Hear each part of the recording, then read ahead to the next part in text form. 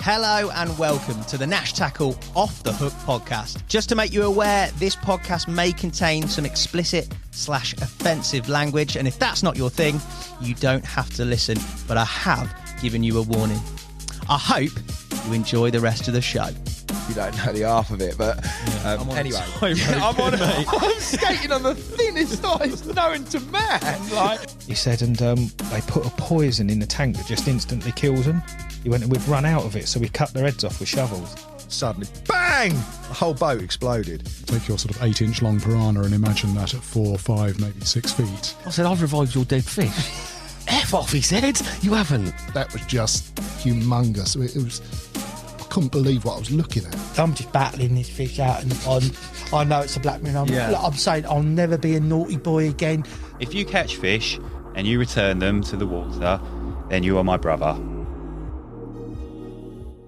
Derek Stritton, welcome to the Nash podcast. How are you? I'm good, thank you, Hassan. Thanks for inviting me. No, it's an absolute honour to have you on, mate. Synonymous with the BCSG, Carp Society, incredible carp fishing chapters from way back in the, we will say 60s, even though we'll timestamp it, but from a while back. And honestly, mate, it's an honour to have you in. Kev talks really highly about you. We've been trying to get you in for a fair old time. It's lovely to have you here. Have you been well recently? I've been good, thank you, yeah. Fishing? Not so much in the last, I don't know, month or so, but apart from that, yeah, I had a couple of weeks in France in June. Enjoyed that. It's a nice holiday. Went with the wife, caught a few fish. Carp or everything? Because you like a few other species too, don't you? Yeah, no, we were carp fishing trying to avoid catfish, and I caught this bloody monstrous great thing that, well, you know what they're like, don't you? How big did he go? Was he a big one? I didn't weigh it, mate. All I remember was leaning across. We broke the land. I always take about 3 or 4 landing nets anyway, but we broke the landing net. And I remember leaning into the water to unhook it and putting my elbow on one side of its head and my kind of wrist on the other side. Oh. So I'm thinking that's a big one, you know. Yeah, that's all. If it's the combined length of both of you laying down, then you know it's that's right. Yeah.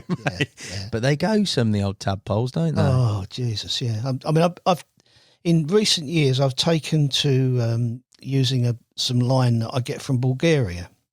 Right.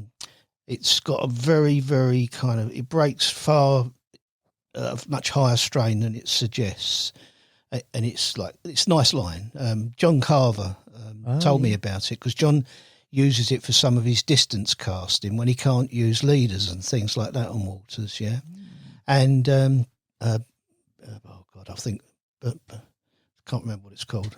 No worries. Anyway, this catfish when I hooked into it, you know you know you've got one, don't you? Straight away, I'm kind of backwinding and the clutch is going as well. We've known no time at all. It's about 150 yards on the thrashing about on the far side, and I couldn't move it, and I just couldn't move it. And you know at that point in time when you bend the rod and it's creaking and you think any minute. And I didn't know what to do. I just literally I haven't got the strength I used to have either, you know, sadly, but I haven't. And I remember just just thinking, I'm not going to get the hook to straighten or something. So I wound down as far as I could. The bank behind me is on an incline. Yes. So I put the rod over my shoulder, turn my back on the fish. And, well, I don't run anymore either, but my impression of running up the bank, and it got the fish moving. And then I cranked it down, round down, put it on the shoulder. That's how I got it in the end. But goodness, that's like a workout, isn't it? Yeah, it is. Yeah. I had one the other week, mate, £100 from a UK on carp tackle, and like you said, I had the same point where there's just absolutely you can't budget. It's doing whatever it wants to do. Yeah, that's right. And you're at the mercy of it. But they're a bit of fun, aren't they? Carp-wise, did you have a few good ones as well? Yeah, I had several 40s anyway. Yeah, that'll do, won't it? Yeah. When was the first time you remember carp fishing, Derek? Give me a year. For me, carp fishing, or for you, probably properly 67, 68. 67, 68. Is there any comparison between carp fishing in 67, 68 to what you see nowadays? No, it's just a trillion miles away. It's completely different. You know, I mean, this is what I'm saying is not intended to be critical or no. You had to find a place where there were carp to begin with, if you wanted to fish for them, because nobody told you. You had to virtually make your own tackle, or at least buy it and put it together yourself. Buzzers that just drove you nuts when you finally got some because they never worked. And landing nets that weighed about 4 ton. So every 4 pound carp by wildy carp that I netted, in those days, felt like it weighed 34 pounds because of the weight of the net.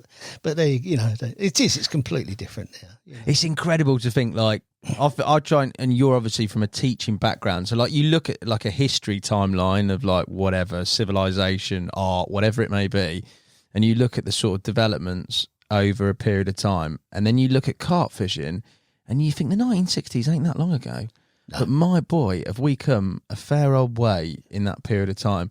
And in the last sort of, 30 years, it's probably been escalated even at a greater rate, hasn't it? It's absolute madness. Yeah, it's absolutely. I mean, I spent which you might want to come on to later, I don't know, but I spent a fair amount of time over in France at the beginning of 2000 through to the end of 2000, 2008, 2009. And even in that period, bear in mind, I'm on a lake in France, which I own, so I'm the only person fishing it, and going to sort of public lakes that were around and about me, and there's nobody there, or they're so big you can't see the other angler in the distance. And then I come back, I sell my lake, come back to it, come back to fish full time, well, not full time, but to do my fishing in England again. And it's just mushroomed in that 10-year period, never mind what went before and what's come since, it's just amazing, really. Straight back on the tunnel, mate, back over there, job done. It's funny, isn't it? What's great, and I think what I'm really appreciative of, is like doing these podcasts, speaking to people like yourselves who are literally living legends and have paved the way for me to be where I am today in terms of doing this as a job and working in the industry. But you've got that whole recollection of everything that has preceded back in the day, if you like, through to modern day chapters and stuff that you do now, and how that has all changed and sort of how things have weaved in and out of time. Your starting point, you talked there about the sort of 60s, you getting started in your carp fishing. At the time, that start, talk to me about that, because from everybody that's come in to sort of talk about those early days, it's always been a case of sort of you're catching a few gudgeon, you're catching a few roach, you're catching that sort of everyday coarse fish, so to speak. And then there's been this fascination with the big uns that reside in the pond, and that strange sort of segue into the dark world of carp fishing. Was it similar to that in terms of... I think the first thing that I would say to you about a gathering interest in carp was being taken by the school that I went to the London Zoo, and being given this huge questionnaire to fill in. When you go to the monkeys, can you write down the names of 3 different types of monkey and all that? I went in the aquarium first. And I got dragged out of the aquarium and put onto the coach because I'd only answered one question, because I'd spent virtually all day watching Clarissa swim around that huge tank it was in. Mega. So that was one thing. The other thing was, I'm born in the East End, so naturally a lot of my fishing was done on some of the forest ponds and the River Lee, the River Rodin, all around there. And quite close to one of the ponds in the forest that we knew contained carp, which was called the Warren, there was a little museum across the road. It's in Chingford. Right. And in that museum upstairs were a whole host of cased fish, one of which was I think it's £20, 2 ounces, might have been £20, 1 ounce, and it had been caught in the Warren Pond. It was one of the first records that was ever recorded of a carp, a big carp. That was the first record. Wasn't the first record, it was the second record, I think. Right. And that obviously led to us, going to fish the Warren Pond. Yeah. And that was where I caught my first carp. But we also had among the forest ponds, there was a place at Epping called Copt Hall, and anybody who's fished for for carp for a long time in this part of the world will remember Copthall. It was a day ticket fishery. It was on Copthall Estate. It's still there now, but nobody fishes it. And it was very close to where Rod Stewart had his place when he lived in that part of the world. And it was, as I say, it was a day ticket. You couldn't fish at night. You weren't officially allowed to get in there, I think, until about 8 o'clock in the morning. And you had to be off at dark. And you had this chap who was the bailiff who lived in a cottage at the top of the hill. And, I mean, when I was at college, when I was doing my training, I used to spend a lot of time kind of fishing at Copthall. I used to get up early, go to Copthall, fish for a few hours, try and avoid the bailiff because you had to pay him if he caught you. Yeah. And then like shoot off to college. Yeah. So that was kind of a lot of my fishing. When I was at college, there was an old guy who was one of the caretakers there, and I used to drive a minivan at the time. And he said to me a couple of times, you're really pushing your luck leaving your fishing gear in that van in the car park here. So I said, yeah, but I can't take it home. I haven't got time to do that. So he said, well, put it in my cleaning cupboard. So I used to leave my gear in his cleaning cupboard so I could do a bit more fishing when I was at college. But in 1971, I think it was, on June the 15th, I fished overnight. And then I went to college, put my gear in the cupboard, went to a couple of lectures, and Jackie's name was the caretaker. Anyway, I saw Jack in the corridor, and he said to me, he said, there's a load of carp being caught down the road. So I said, no. So he said, there really are. He said, a friend of mine has been down there and he's caught a couple of carp. So I said, where's that then? So he said, Southfield Park. Now, Southfield Park was like from where I was at college, no more than 5 minutes drive. Perfect. And so I went down there on what was the 17th of June, second day of its day ticket. It belonged to it had been controlled by Elm Parkin District up to that point. And it was absolute carnage. I've never seen anything like it. There were, I know that, people now, bear in mind, this was a time when you thought if you put anything on your line other than a hook and a bait, the carp would disappear, And there were guys there with pike bungs, the old Gazette-type pike bungs. Yeah. Like, obviously the forerunner of a controller, really. Bit of line like that with a hook, great big lump of crust, slinging it out there, and the carp were whacking it. And, you see the old pike bung go across the... Anyway, I caught a carp that day, in my kind of inimitable way, which was free lining. Yes. Yeah. And, so it kind of all went from there, really. But, yeah. That's mad, isn't it? That sort of captivation with carp. You talked about Clarissa at London Zoo. You talked about talking to a caretaker about carp and storing your tackle. What do you think it is that captivated you with that? Why not? Why not just stick at sort of roach fishing, match fishing, and that sort of thing? I think it was kind of, I mean, it's the very thing that I don't understand about modern day carp fishing, really. For me, it was the not knowing. Right. You didn't know how, you dreamed every pond had a monster in it, I mean, the other place that I'd done a lot of fishing, but not for carp, was, the lagoons at Broxbourne? Yeah. Okay. Well, me, a couple of mates and I, we discovered them when they were on the Hall and Company, who later became Ready Mixed Concrete. They controlled the fishing there, yeah. And we were fishing at Fisher's Green on the old Lee at the point in time. Bear in mind, I'm pre-Relief Channel days. There was no Relief Channel or anything. And we discovered these 3 pits at Broxbourne, and nobody fished them. And I mean nobody. Well, that's probably a lie, because I subsequently met a couple of people who did. And we used to go pike fishing there in the winter, and we used to go. There were big bream. There were big bream in there. There were big tench. I remember catching a chub over £5 on a little live bait when I was pike fishing. Yeah. So it was, and we eventually met. I met a couple of guys, like all the gear, and I won't say no idea because they did have an idea. Yeah. And they were part of a specimen group, which used to be in the day called the Lee Valley Specimen Group.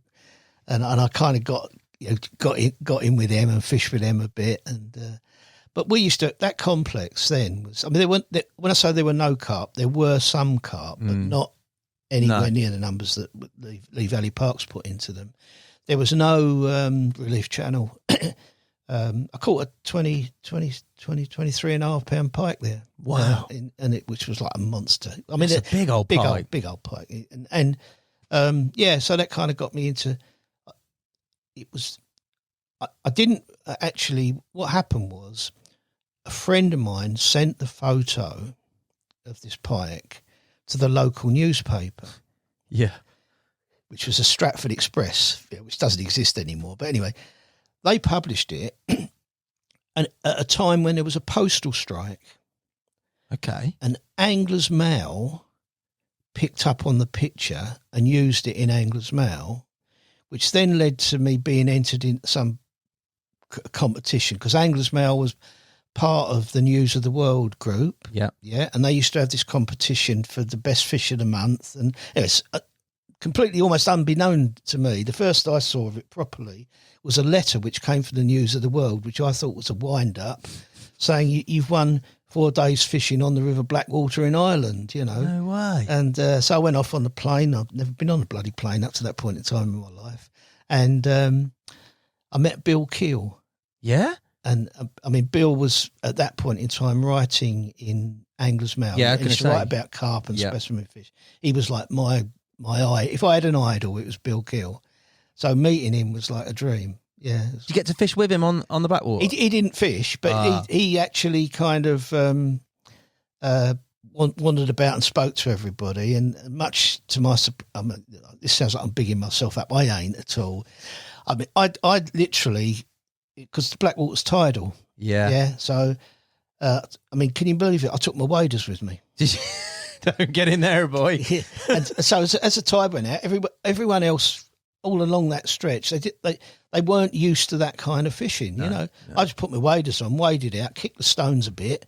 You know, the fish will on. Yeah. Just like catching one a cast. Following week, there's an article in the News of the World newspaper saying Derek Stritton knew exactly what to do. Oh dear! But it still makes me laugh now, really, because I'd gone there as a pike angler, not really as a roach fisherman. I know how to catch roach, but not really as a roach fisherman. Yeah, it was great. Great. Yeah. You referenced your first carp there. You talked about catching that first carp. You talked about the sort of quintessential, definitely how I'd say stereotypical methods of sort of floating crust, or even sort of the early forms of a zig where you're popping up a bit of crust. That type of fishing. Your sort of progression with carp fishing, was it all in the locality of a certain area? Did you manage to branch out? When did your carp fishing really, I don't know, captivate you to the point where you started travelling? Because obviously there isn't necessarily the network of lakes locally that you know have carp in, that you hear about have carp in. You're trying to find venues where these mysteries are, aren't you? Yeah. I met a young lad in a play scheme that I worked on in a park in Silvertown, now Docklands. I mean, in those days it was a pretty rough area, and he was interested in fishing, and I took him and his mate pike fishing one day, and as a result of that, he said to me, "I know a really good lake." Now, bear in mind, I'd ventured to Halton Kirby, which was a day ticket, and Brooklands, which was a day ticket. But he took me to the tip lake at Darenth. We went in November. How old was this lad? 14. He'd been there apparently on some sort of a coach trip with a local club, and he'd seen some carp. And he was real kind of, it's like when you're listening to the story, you want to believe it, but you don't really. But I think the only way it's going to stop this is I'm going to go and see with him. Excuse me. And we went, and that got us interested in Darenth as a venue. I was also travelling to Waveney Valley. Yes. Around that time. Yeah. Yeah, I mean, again, Waveney Valley. I mean, when I went with a group of lads who were fishing at Lake Meadows. Yeah. And one of them caught I think it was a 28 and a half on a potato. Yeah, classic. Yeah. Now that's a big old carp though for the time, isn't it? Oh yeah, it's huge. It was one of those like frequently caught carp, but we didn't know that at the time, or it went on to be a frequently caught carp. But around that time, again through the lad that I'd gone to Darenth with, we were messing about with bait, you know, and it was because we'd use like luncheon meat, sausage meat, cat food. And I don't even know whether they still make these things, but it used to be able to buy these little glass jars of sandwich spread. Okay. And there were things like shrimp paste. Yeah. You know, fish meal type paste that you could put on us. And so we started using them. And we, you know, it certainly improved our catch rate quite dramatically. And again, I mean, Jimmy Twitchett's the boy. Yeah, because Jim's still around now and he's still fishing. He's still a mate of mine. And because of the smell of the fish thing, and he said to me, why don't we try that stuff that you feed fish with? Now, I think other anglers were doing the same thing, but we didn't know. Yeah, we genuinely didn't know. No. So we started using trout pellet paste. And then we found something called salmon meal, which was a very finely grained, and then we bought, there's a little shop in Wood Grange Road in Forest Gate, near where I lived, small holder shop. I managed to get shrimp meal off of him. And so, you know, and we were really, our catches were kind of like moving forward quite dramatically at that point. But still this point, sort of free lining the usual. Free lining, sometimes a little lead. Yeah. But I can come on to the little lead in a minute, yeah. Yeah. But mainly free lining, yeah, with a bloody great, you know, to get it out there, you know. And the little lead thing, I mean, Jim was still at school. Yeah, he was 16, but he was still at school. I mean, used to, when I was working, I used to often jump in my car at 8 o'clock at night, drive to Darenth, particularly in the winter. Get there probably about 9, because there was only one tunnel then, or 2 tunnels, the Blackwall Tunnel, or there was one Dartford Tunnel. Yeah. Yeah, and so I'd get there about 9 o'clock, fish till 2 a.m. in the morning, you know, and wade it, because in those days you could wade out to the islands on the Tip Lake. Could you? And that's we used to wade out onto the islands, fish onto the bars and things. And I was out there one night. This was my first ever meeting with Fred Wilton, actually. Yeah. And I was free lining. And and the carp were obviously still active because they were. I was getting like little twitches up and down, but nothing significant. Anyway, Fred didn't know I was on the island. He'd waded out, and I noticed he had a little lead on. See, and now Fred was. I knew at that point in time. I'll come on to how I met Fred in the first place. Was using baits like that, like tennis balls. Yeah, 10 baits to a 10-ounce mix. Right. So. Yeah. But on this particular occasion, he was using a smaller bait, and he said to me, "You know, I think you'll get in that trouble because you're not, you know, your bait's too big and you're not using a lead. They've slowed down. They're eating, and because he caught a carp, you know. So I thought, I can learn from that, can't I? Yeah. But I'd met Fred initially through Bob Morris. Right. I don't know if you've come across Bob. No, I've not yet, Bob. Okay, Bob was the first angler to ever catch 100 doubles in a season. Wow. Now, in those days, I mean, believe you me, I joined the British Carp Study Group, and they used to publish the catches of members. That's right, yeah. And, you know, you get people, they like have 12 fish in a season, 12 double-figure fish in a season, 10, 15, 18, maybe 20 seemed like a, you know, pretty massive number. Yeah. And Bob caught 100. Oh. So yeah, and so I got to know Bob. I got to know his friend Cliff Webb. I still know them now, you know. Yeah. And around about that time, Bob, I think what happened was Fred had been fishing with Jerry Savage. Yes. Yeah.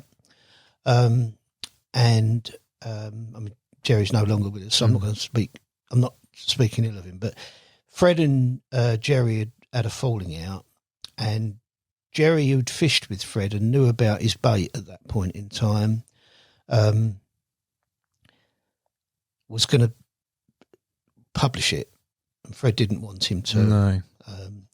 So what he said to Bob, this is probably about 72-ish now, he said to Bob, if you want to fish with me this winter, you know, we'll fish together and you can use my bait. And that led to a group of people coming together to fish with Fred's bait. Yes. Now, initially, that was Paul Jones, Bob Morris, Fred himself, and Robin Munday.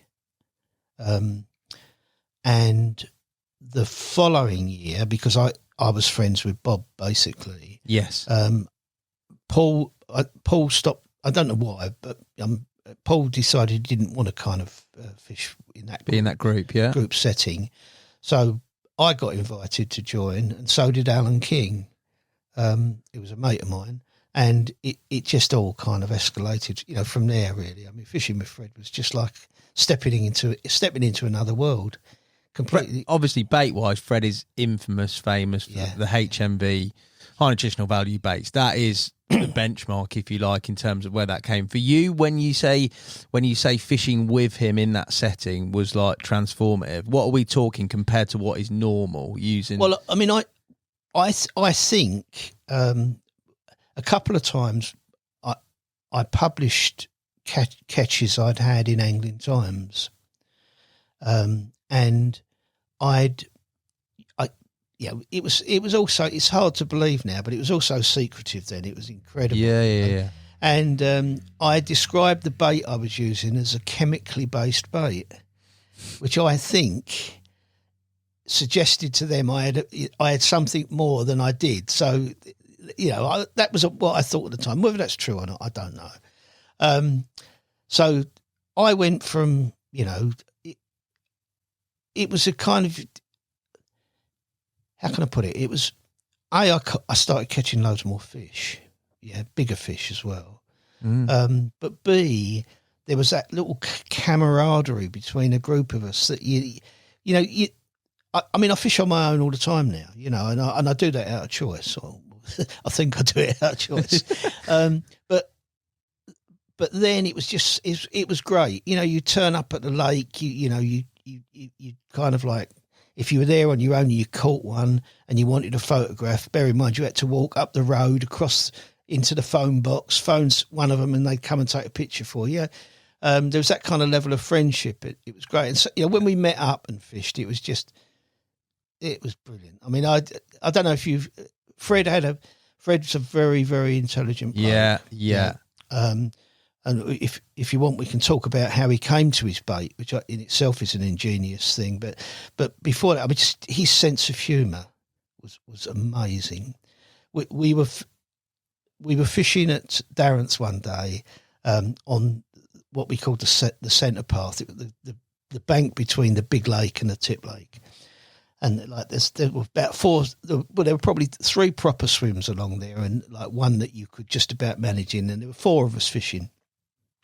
Fred, Bob, Robin Munday and myself. And Robin was nearest to the car park, and a couple of hours we used to fish 4 or 5 hours in the evening, you know. Yeah. Robin came up, he was like shaking. Jesus, he said, I've just lost a bloody great carp. So Fred said, really? So he said, how big was it? He said, I don't know. He said, it was fucking enormous, he said, honestly, he said, I couldn't stop it. He said, the rod went over. He said, I must have backed round for about 33 seconds. He said, I couldn't, you know, he said, and then the clutch started going. He said, and then it came off. So he said, broke my line. So Fred said, oh, never mind. Anyway, a week later, we're all back there fishing. Yeah. Robin comes along, comes into the swim. Now, Fred has not said anything about this to any of us, right? And because he had such an authoritative way of explaining things, you just listened. So he said, I'm glad you're here, Robin. He said, I know about that fish you caught. So Robin said, do you? He said, I know how big it was. So Robin said, well, how do you know that? He said, well, look, he said, I worked it out. He said, I got this equation. He said that you said you back wound for 30 seconds, multiplied by 3, on a test curve rod of 2 pounds. He said, and it broke 12-pound line, after X amount of time. And if you do this and do that, he said, 17 pound 10 ounces. So Robin said, oh, leave off. He said, 17 pounds 10 ounces. So you could sense this thing. So he said, how can you be so bloody sure? Fred said, because I just caught it and it's got your hook link in its mouth.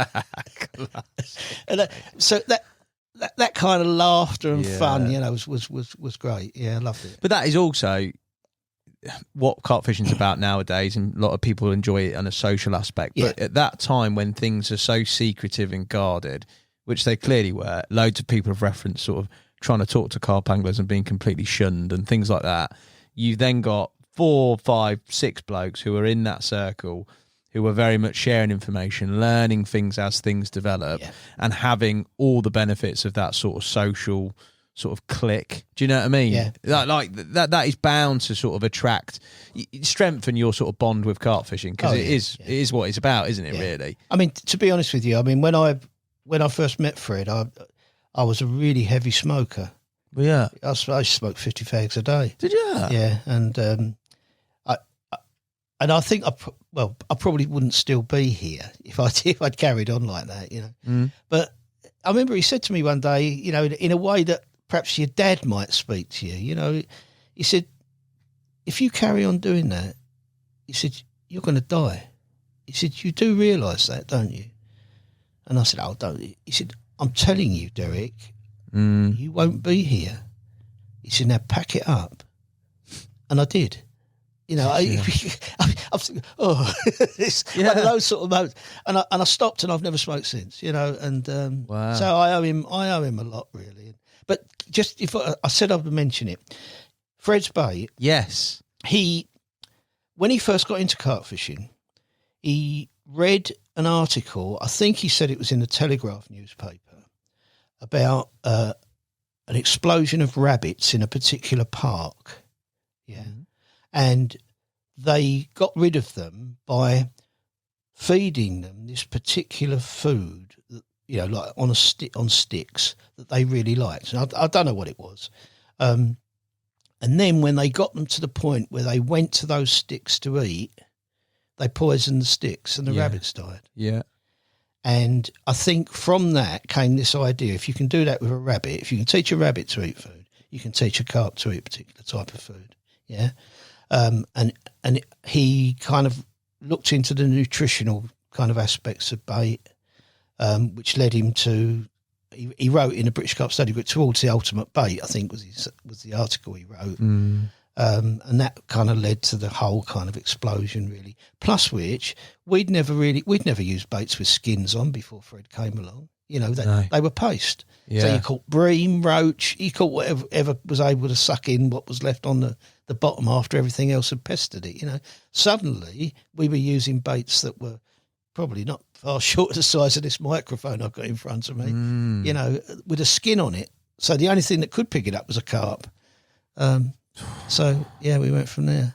Mad. But it was, as you said, completely transformative. Using that bait on those venues, being in that group of lads where you're sussing out sort of what's going on. Your catch rates are through the roof, and you're starting to sort of, I don't know, not run down waters, but are you starting to move around? Yeah, what happened was after those Darenth years, and we fished a little grange in Essex as well with Fred's bait. After those kind of years, Fred, who'd been living in Abbey Wood, moved to Snodland in Kent, further out. Bob, who wasn't working when he caught his 100 doubles, to be fair, but I think he got a job, you know. I had a family, and so we all moved. You know, you kind of, it's like everything, and you move apart. And I went to live in Loughton. Yeah. I joined by virtue of the fact I didn't want to keep travelling to Kent all the time. I joined some of the waters in that area, the Abbey Cross Lakes. I don't know if you've come across them. The carp weren't big by comparison to the ones I've been catching, but they were certainly plentiful. And there were two small lakes there that I used to fish, but using Fred's bait, but on my own. And I managed to join a club called Lakefield, who had a water called Lady Lake, which I've kind of become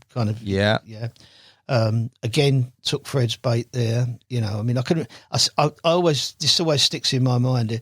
It was a club lake where the regulars, to be fair, were way behind. You know, they'd been there all that time. I'm now into 1980 at this point. Right. Yeah. And I had the hair rig. Yeah, I was going to say, that's a transformation, isn't it? And none of them had the hair rig. And I had Fred's bait. And I was used to fishing in a particular style, you know, because that was the style I'd grown up with. I didn't use open pickups anymore. You know, I just used to drop, you know, knock the anti-reverse off. We used to get real churners. Yeah. And bottle tops. Yeah. And then when it was windy, we had magnets in our bottle tops, and we used to stick them on a metal. Did you on a metal dish or something? Yeah. And I've turned up there, when I first fished. I've turned up there fishing like that, having previously been over there and baited up, obviously, you know. And I can still remember one of the regulars coming into my swim, and he looked me up and down as if I was something off of another planet, you know. And he said, "You'll not catch them like that here, son." Is that what he said? Yeah. And I said, "Oh, okay." And literally, I mean, it's if the magic came. As he turned to walk out of the swim, the buzzer came on, the bobbin smacked the rod, and I hooked a carp, you know. And believe it or not, it was the biggest carp in the lake at the time. How big was that? It was £29.14. That's a colossal fish, isn't it? And it was just like amazing, yeah. It was what timing? What were they like if you were catching? Were they a bit dark on you or not? They were a bit funny with me, yeah. I mean, there were one or two people. I made great friends with a guy called Alan Webb who used to fish there, and he subsequently kind of got me onto a little syndicate water. Lovely fella, lovely man. But some of them were, a bit suspicious, I think. You know, you're going out there and catching all the fish. Go back to the Darenth days. Yeah. Darenth, synonymous with everybody who's come through that generation. Absolutely. Incredible. Between Essex and Kent, the absolute hotbeds of where carp angling came from. The size of fish in terms of generally around the rest of the country, etc. It was the place. Darenth, very much at the centre of that. Your experience on there, you said you caught the bigger fish at the time or whatever were in there with the bait, with Fred and everybody else that was on there. The type of fishing, the way you caught them, the standout memories, the other people that were about at the time. Oh, God. I just don't want to miss anybody out. Yeah. I just Martin Locke. Yeah, Lockie. He's young. He was a very young man then, you know. I'm not saying he's an old man now, but, you know, really quite. I looked at him, I thought, gosh, you're too young to go carp fishing, you know. Lee Jackson. Yeah, good old Jacko. Alan Smith, who passed away. Bless him. Mick Nolan. I don't know if you've heard of Yeah. I mean, Mick he's a special kind of an angler guy, yeah. Ian Booker, was there. I mean, there were so many. It was just Bob Morris, obviously, Cliff Webb, guy called Paul Snap. It was like a who's who of carp fishing. Yeah, exactly. And then when I moved off of Darenth, it became another who's who of carp fishing, because I remember people like Tim Paisley moved on there. Yeah, so Tim came after subsequently. Tim came. So in fact, when Tim was fishing there, I remember I'd just become head teacher of a school in Canning Town. Right. So I wasn't. It was drivable. And Tim said to me, "I'll be at Darenth tomorrow. So I said, I'll try and come over. I said, I'll come over. I said, I'll come in my lunch break, but I'll extend my lunch break." And I remember going over there, and he was fishing on the fence bank across to the bar, and Vic Cranfield was there as well. Vic was, yeah. And I just stood talking to Tim and as I was talking to him, I kept looking up, and you could see this bubbler moving ever closer to where he was fishing. And in the end, I looked at my watch. I said, "I've got to go, otherwise I'll get a sack." I said, "You're going to catch a carp in a minute." And literally, I mean, Tim's version is, before I'd even got back to my car, he hooked his first ever 30. So, yeah, that's mad. Yeah. For you on there, your captures, what do you call? The biggest fish out of the big lake, I had a 27.5, which at the time was the biggest fish that was caught from there. Yeah. Now, I don't do fish moving. But for some reason, I think it was the anxiety that someone else might catch it after me and catch it bigger. I moved that fish. I put it in what they called the tree lake. Right.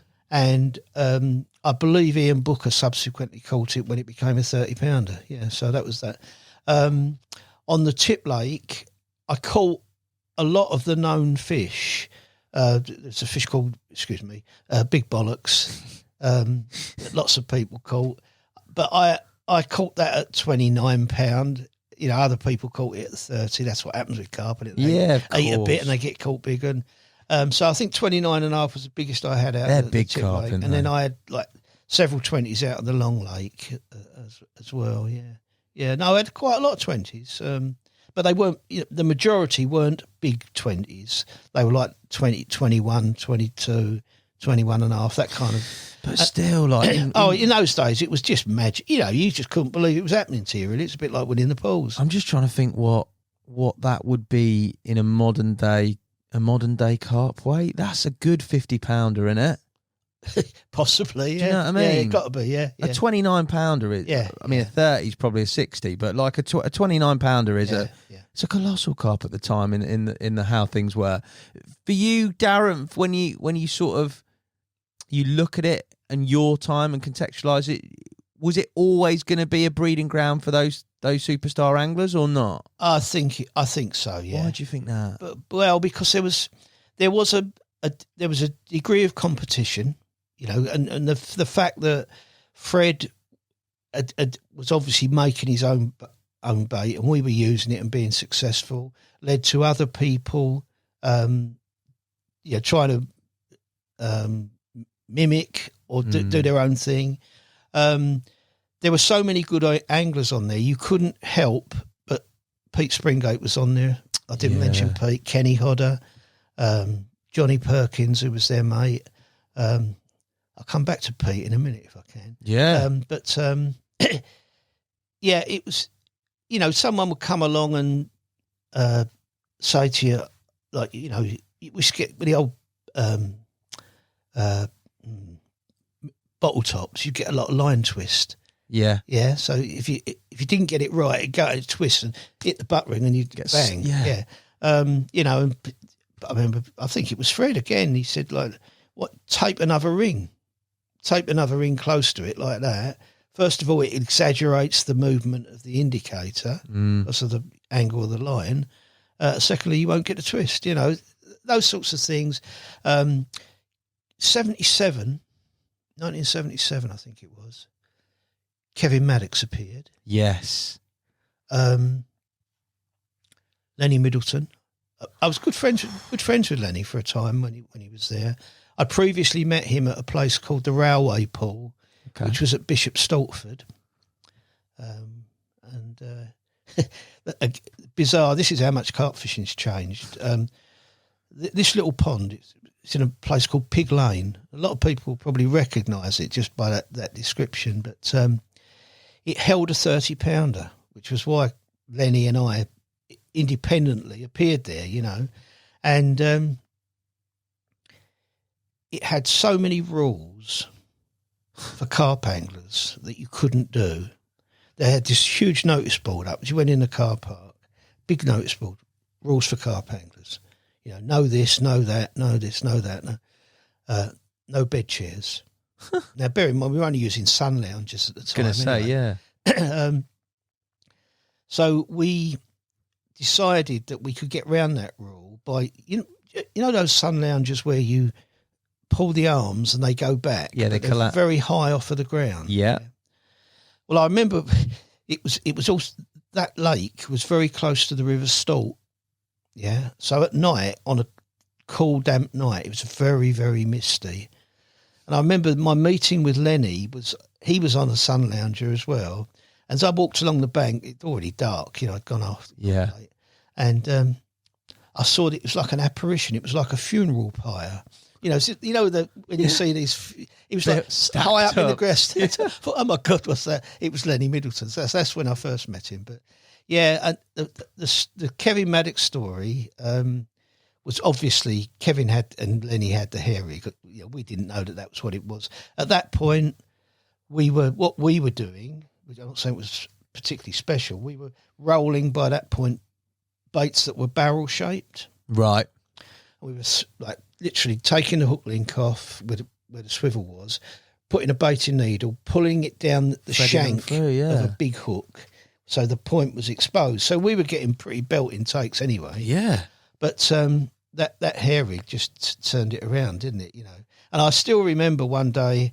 I wasn't fishing at Darenth a great deal then, but I turned up on a Friday night, go straight from work, be in my suit, take a rod and something, walk along, find somewhere I wanted to fish. If I could find anywhere, put the gear down, go in the car park, get changed, come back with the rest of my gear and fish. And this particular Friday, I'm walking along the bank and there's two rods.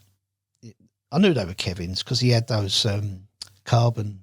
Yeah. The first carbon rods. And to be fair, it was, you never really saw Kevin off of his rods. He wasn't the sort of guy who'd wander off and talk to people. He wasn't there. And I said to the fellow who was in the swim next door to him, "Where's Kevin?" He said, "Oh, he's over there talking to that bloke on the high bank," which was Lenny. Yeah. So I said, "Oh, it's unusual." Anyway, I didn't think any more of it. All of a sudden, one of them's gone. So I'm saying to this bloke, I'd go and sort that for him. He said, "I ain't touching his rods." Yeah. Because he was a bit of a god at that point. Yeah, 100%. Yeah. So I said, "Well, you can't just leave it." So I volunteered out to him, across the lake. It's quite wide at that point. And I don't know as he heard me. So I thought, oh, sod this. I've just gone up to his rod, shut the pick up. And I thought, it just felt strange that I picked up the rod and the fish was already hooked. You're not striking him on. And I thought, anyway, you've never seen anyone run so fast, honestly. He ran the rest of that along the road bank back. And literally, most people at that point, by this point in time, the fish is wallowing somewhere where that armchair is over there. Yeah. And, I didn't particularly want to land it, but in those circumstances, even in those days, you say, "I've got to get on with it, mate." Yeah, get it done. Of course, that rod was out of my hand so quick. Ooh. And when he netted it, he literally got it in the water and he wouldn't get it out the water, and that obviously the reason for that was he didn't want people to find out about the it. hair, mate. Yeah. How did you come to know about the hair then? I don't actually know. I think yes I do. I'm trying to think of the guy's name. He was fishing at Darenth at the time. He had seen it and he told me about it. Oh, goodness me, what's his name? But it's word of mouth, essentially. Yeah. And to be honest, I remember the first time I ever used it. I was back at Nazin because that was where I was doing most of my fishing. Yeah. I put my barrel bait on the shank of one rod, and I put a hair rig out on the other rod. With a barrel bait or with a round one? With just a round bait, yeah. the way I'd been told it worked. And that evening, I caught 5 carp.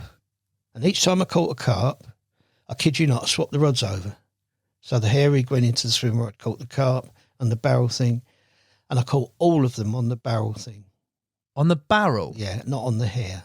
And I very nearly at that point almost said, this is not... But I didn't. I carried on and subsequently came to realise it. I mean, it's funny the things people mention to you, and if you try it and it doesn't happen, you could easily just pass it by. I remember going back to Waveney. Sorry, I'm jumping about here. No, you're fine. Going back to Waveney, I met Chris Yates there. Did you? And I didn't even believe he was Chris Yates, to be honest. It was one of the first big common he caught from Redmire. Yeah. It was on the front page of Angling Times. Yeah. And I was fishing at Waveney with Jimmy Twitchett. Yeah. We were on G Lake, and the toilet block was by Sea Lake at the time. Jim had gone to the toilet in the morning. Came back. He said, you know that bloke who caught that big carp on the front of the sausage? He's fishing over there. I said, oh, leave off. Yeah, why would someone who's fishing at Redmire be fishing at... Yeah, Waveney, yeah. He said, he's fishing over there. I said, no. And he kept on about it so much, I went for a walk to see if I could see him. And I came upon this guy. I mean, this is not Chris's Chris, and I know him and I love him to bits, but there's this bloke laying in the undergrowth, yeah. He's got a black bin bag pulled up to his waist. He's sleeping on the floor. Yeah. His back rod rests are made from wire coat hangers. And I'm looking, no way is that Chris Yates. I've gone back laughing.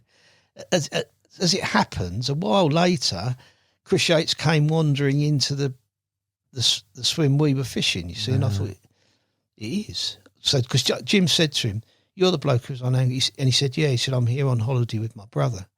You know, so they were fishing and working in a farm up the road part time. No way. Anyway, as part of our conversation, Chris we were using the trout pellet paste, going back again. Yeah. And Chris was interested in it. So we told him about it. And he said, in that case, I'll tell you about my bait. So he said, it's sweet corn. Now, but I'm an East End kid. I was a proper East End kid. And, I mean, I didn't know what sweet corn was. I genuinely did not know what sweet corn was. I mean, best I'd ever had was baked beans. Yeah. And I said to him, oh, what's that then? He said, oh, you buy it in the grocer's shop. So I think he's winding me up here. So he said, you'll recognise it.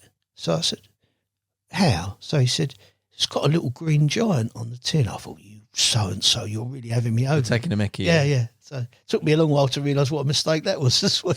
Catch you a few that stuff, mate. Go back to Pete Springate. I always remember I first met Pete. I'm going back to now 68, 69, Broxbourne Lagoons, which I said we always had to ourselves. Yeah. Turned up there one night in the week, which was unusual because we didn't used to go there. It was weekends we went there. But and you could drive along the bank of Centre Lagoon then. Right. Drive along the bank, going towards where the yacht club is. There's a Hoover van.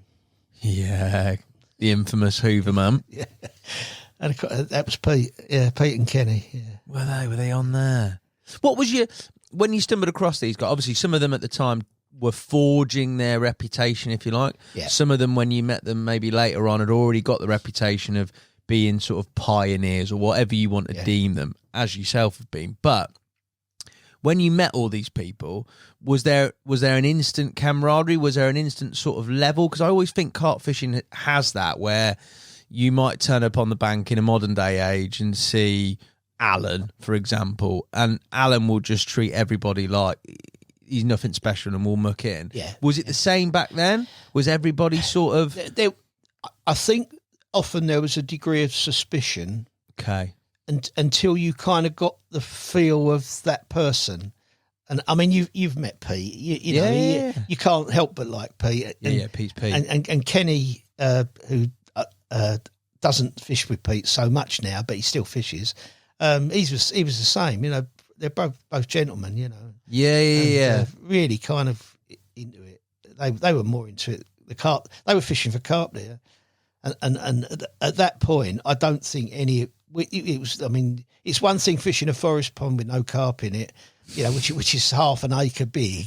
It's another thing fishing like what seemed like an ocean in those days, you know. Yeah. And not knowing whether there were any carp in there, but that was the way it was. You know, it's that kind of unknown, that adventure, that.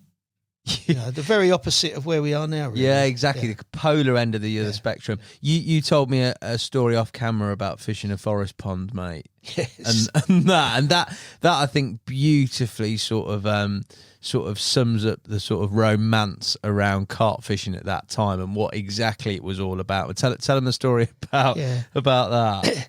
We got from the Epping Forest Conservators. Myself and a couple of friends, we got a book that had maps of all the ponds that were in Epping Forest, all of which in those days you could fish in. Yeah. And we kind of went on this kind of round robin thing, you know, went and found them all and decided, we'll have a go at that one this week, we'll have a go at that one. But there was one particular one, there were two lakes, and the place was Goldings Hill in Loughton. And one of them is still a fishing lake now, the one that's by the road. But beyond that, in the forest, and it was creepy, believe me. But there was a smaller pond in there, and I just got it into my head that there had to be carp in there. Yeah, I didn't see any, but it was so kind of like, you know, that kind of eerie sort of mist in the the trees. It had the atmosphere about it. And we spent. Or me and a mate, we spent most of one summer fishing there, like Friday and Saturday night, or Friday or Saturday night. Never had a bite. Used to fish one rod on a ledger, one on a peacock quill in the light of a torch. And you know, it's like you're sat there, you're dozing off, and like. And I remember this one particular night, I woke up and my float was no longer in the torchlight. But what I hadn't realised, when I cast it out, the line had gone across a bush or across a twig sticking out from a bush.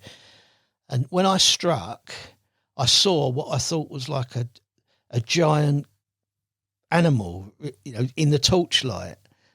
Actually, it was a really big newt that had taken my lobworm. And, that was so, I mean, and that was the one part of it, yeah. Now, moving on to just add to the story, only a few years ago, I was at the Brentwood show on the Carp Society stand, and this guy came up to me and started talking to me about the forest ponds because he knew I'd done some fishing in some of them. And he said, "Did you ever fish Goldings Hill?" I said, "I did, yeah." He said, "How did you do?" I said, "Fantastic." So he said, "What did you catch?" I said, "A bloody great newt." Big one, though. Big one, yeah. So he said, "Well, that's hardly any good, is it?" So I said, "It is." So he said, "Why is that?" So I said, "Because the following year the pond dried out and there were no carp in there anyway." So that's kind of literally, you know. Having said that, round the corner from there, there's a pond called the Wake Valley Pond, which obviously, you know, had some pretty big carp in at the time. Yeah, but not the dried out newt pond. No, not the newt pond. But a newt's a result in there, mate. You've done well. Serious angler. Talk to me about the BCSG. Now, the British Carp Study Group, we've heard it synonymously its sort of formation, people getting involved in it. You and your experience of that, you obviously became a regional coordinator of Essex region, but your sort of entry into it, where that sat in terms of carp fishing at the time. Talk to me about that, because obviously comparisons now are very different. It's a very different time. We've already said that. Yeah, I mean, obviously there were no other groups. I mean, there were little individually based specimen groups, but no carp groups. And the British Carp Study Group had this kind of reputation for having the best anglers the best carp anglers around as members. And I wanted to join. Now, they had this vetting system, basically. You know, you had to fill in a form, write down what you'd caught in the last 3 years, send it off to Peter Mowen, who was the secretary or chairman or whatever it was at the time, founder. And you would then hopefully get invited to an interview by someone in the area that you lived, and they had the decision about whether you should join or whether you shouldn't. Yeah. Anyway, I sent my form off, never heard a word, didn't hear anything. What year's this? I think 71, 72. Okay. Yeah.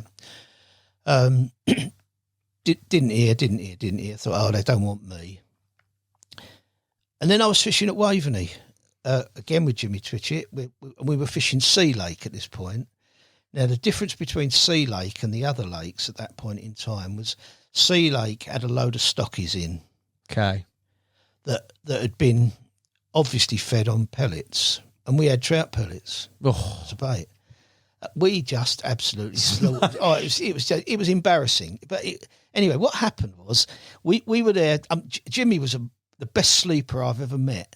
As a young lad, I mean, you do, don't you? You sleep for England. Oh, yeah. And you'd be laying in your bivvy at night, or under your umbrella actually, and he'd be snoring away next to you, and he'd get a run, and you'd literally have to shake him like this, get the rod, put it in his hand. But anyway, this particular day or afternoon, we were sat there fishing. We'd already done one night, and this guy came along and sat up in the swim next door.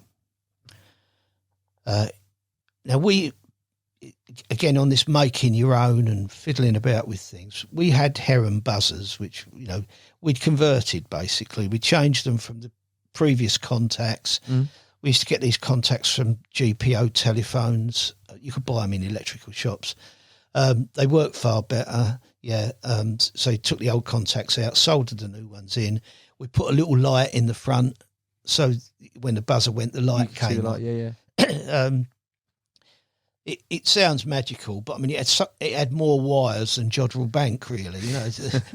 But it was different, and people liked the look of it. Because yeah. And the other thing we did with the little tiny adjustment screws, we got the little rubber butts that used to be on cork-handled rods. Yeah. We'd put them on the screws so it was easier to turn. Yeah, nice. This guy came along. His name was Graham Whiting. He's still around now, yeah. And he was interested in our buzzers. God, they're good. He said, so we talked to him about it, and he said, I'm fishing in the next swim. You're okay with that? I said, just fine. Anyway, that night we caught about 10 carp. The buzzers were going all the bloody time. Yeah. In the morning when it got light, Graham came down to us, and he, I think he said, those buzzers are not too good, are they? So I said, yeah, they're all right.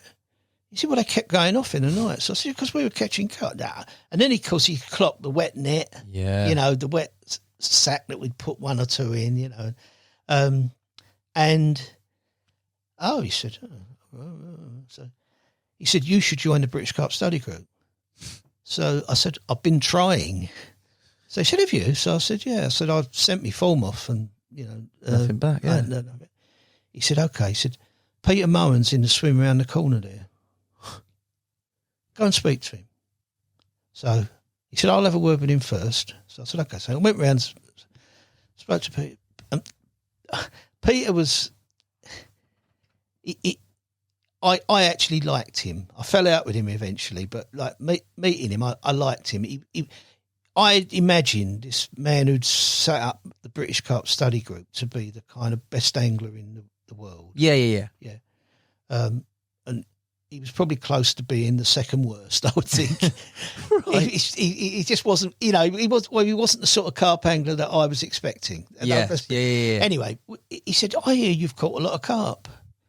So I said, well, yeah, we had 10 last night. So 10? So I said, he said, what bait are you using? So I thought, do I tell you? Yeah, do you tell him? Anyway, I said, I'll bring you some round. So I took him round a ball of trout pellet paste. He put it on, cast it out. Bear in mind, he's free lining. Yeah. Cast it out. I've gone to walk away, and he's bang. I can hear he's hooked a carp straight away. So I got in the British Carp Study Group. Yeah, I bet you have. And the interesting thing that followed that was that the people who have been my friends still are my friends in some cases. A guy called Terry Fishlock, he lives in America now.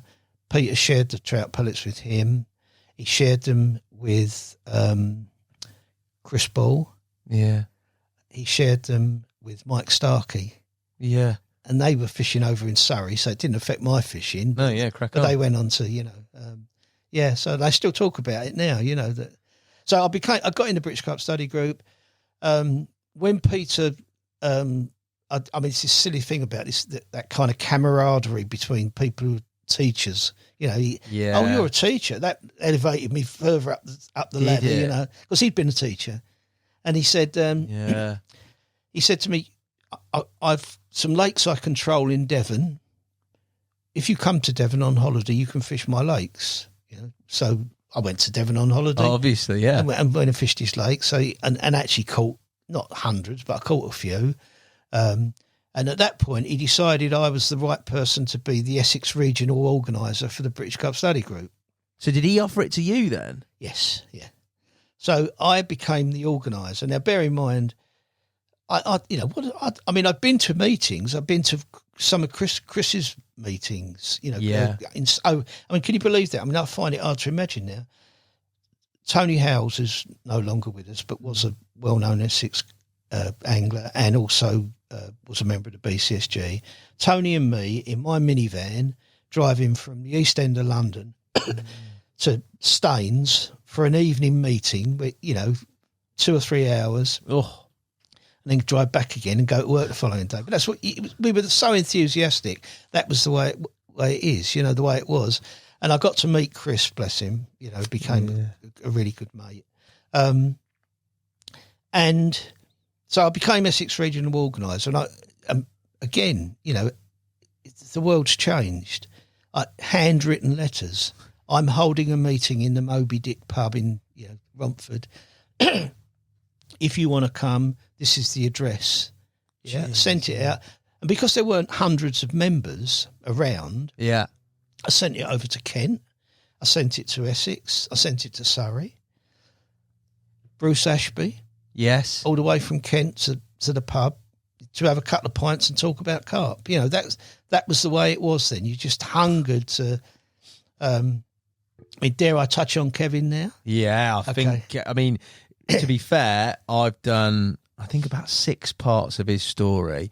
And I think one of the parts that you can listen back to those podcasts that he talks about is his sort of first to be involved in the British Carp Study Group, and that being sort of very much at that time for him what he wanted and not really it going according to plan initially, shall we say. Yeah. Well, what happened was, I used to get, every now and again, I'd get a letter from Peter or a phone call. Can you vet this person? Can you vet that person? Yeah. And eventually he said, I've got this young lad. He said he lives near Southend. He said he wants to join the British Carp Study Group. He's applied 2 or 3 times. Yes, that's right. And he said he's not been accepted. He said, but he keeps writing to me. Will you see him, Derek? So I said, yeah, of course I will. Yeah. So I got in touch with Kevin. Now, bear in mind, at that point, I was still living with my parents in my parents' house. Yeah, okay. In Forest Gate. So if anyone came to me to be vetted for the British Carp Study Group or anything else for that matter, I used to take them up the local pub, which was called the Spotted Dog. And I said to Kevin, look, if you come to Forest Gate Station, told him how to find my house. I said, we'll go down, we'll go out, have a meet and we'll talk. Well, I remember the doorbell rang and I opened the door and there was Kevin, bless him, he didn't look old enough to go in a pub. And I was thinking, oh God, how am I going to smuggle him in there? But we went and we got in and we hid in the corner. And I liked him. I loved his enthusiasm. He was really enthusiastic and there was an abrasive side to him. Yeah. But that wasn't a problem to me. I just really kind of liked what he said. So I said to Peter, look, he showed me some photos of fish he'd caught. I think Star Lane. Yeah. He'd been to another place I'd fished in the early days, Lake Meadows, and various other ponds local to him. And I said, I think we should let him in. Yeah. So he said, okay, if you say so, we'll let him in. So Kevin joined the British Carp Study Group, which started an interest, I mean, it's again, we were all so keen in those days. I mean, remember the old red phone box? Yeah, yeah. I mean, Kevin was forever phoning me up from his red phone box, wherever that was. You did the pennies drop, and hello, it's Kevin. And I mean, I watched him kind of, begin to build his business. I mean, I think the first thing I saw was stainless rod rests and things. Oh, right. Yeah. Before sacks and all that? I think that was it might have been after the sacks, but it was around that time. And then the sacks, which was in itself was a funny story, because I also had another very good Essex friend, Del Romang. Oh, did you? Yeah, and Del was obviously now Delkim, but he was making sacks at the same time. Yeah. And there was this great rivalry between them about these bloody nylon sacks. They were completely different, because Del was using this really heavy duty material, which tended, when you almost had to fill it, although it had holes in it. You had to fill it with water. You almost had to fill it up. Yeah. Whereas Kevin's was this very loose weave, very soft sort of. But God, there was a great rivalry between them. It was amazing, really. But and I hope Kevin will forgive me for saying this. I always remember he could. I don't know how old he was. He wasn't very old. He phoned me up one day and he was chatting about fishing, and could I get him some bait? Could I get him some casein? So I said to him, I can try. Yeah. I can't guarantee it. I said, I can ask Fred, but it's Fred's decision. Yeah. And we got him some casein. Mm. And he used it, and I think he used, I don't think he did very well to begin with. And I remember him saying to me, trouble is I ain't catching any more than anybody else. Because it was Fred's original attractor that he published was PYM. Yeah. And obviously people were just getting PYM and bunging it in anything. So if you went in with a high nutritional bait with PYM, you weren't getting the advantage that. So he phoned me. I'm not doing very well. I said, well, change the label. I remember saying that to him. So he said, what do you mean? So I said, get rid of the PYM and use something else. Mm. And so we had a discussion about essences and things like that. So, and because then he was on the phone, I've caught that. And then the next time he phoned me, he told me I'm getting married. Oh, yeah. And I remember saying to him, well, good luck with that one then. I don't think, classic Nash. That sounds like he did. I remember him telling me that exact story of going to the pub and being not starstruck, but just wanting to get in and then go. I don't know. In that time, was it the sort of the BCSG? Was it the sort of pinnacle of where you could go with your carp fishing? It was really. Yeah. And it was also it was the route to. Not that everybody wanted the route, but it was the route to things like Redmire Pool, which was being run by Tom Mintram. It's that network of people. Like nowadays, you've got social media, and you maybe can reach out to those people. At your time, when things are happening, in order to be in the right places with the right people, that's your framework, isn't it? Yes. You're in the BCSG. We're all the BCSG lot. This is this guy, this is this guy, I want to go and fish there. I completely get that framework. Yeah. You talked about the vetting process. At that time, application-wise, vetting process-wise, you were obviously involved and organised the Essex region, which was a predominant region in terms of the whole carp scene. Your vetting process, did you have loads of people trying to influx in at any time or not really? Not lots. No? I vetted Kevin Maddocks.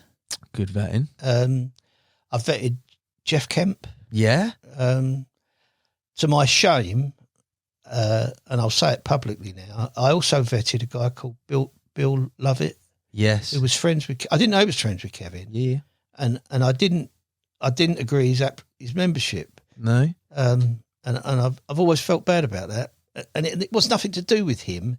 it was to do with the fact that he came to see me. I'd moved home at that point. I was trying to decorate the kids' bed, like the bedroom upstairs.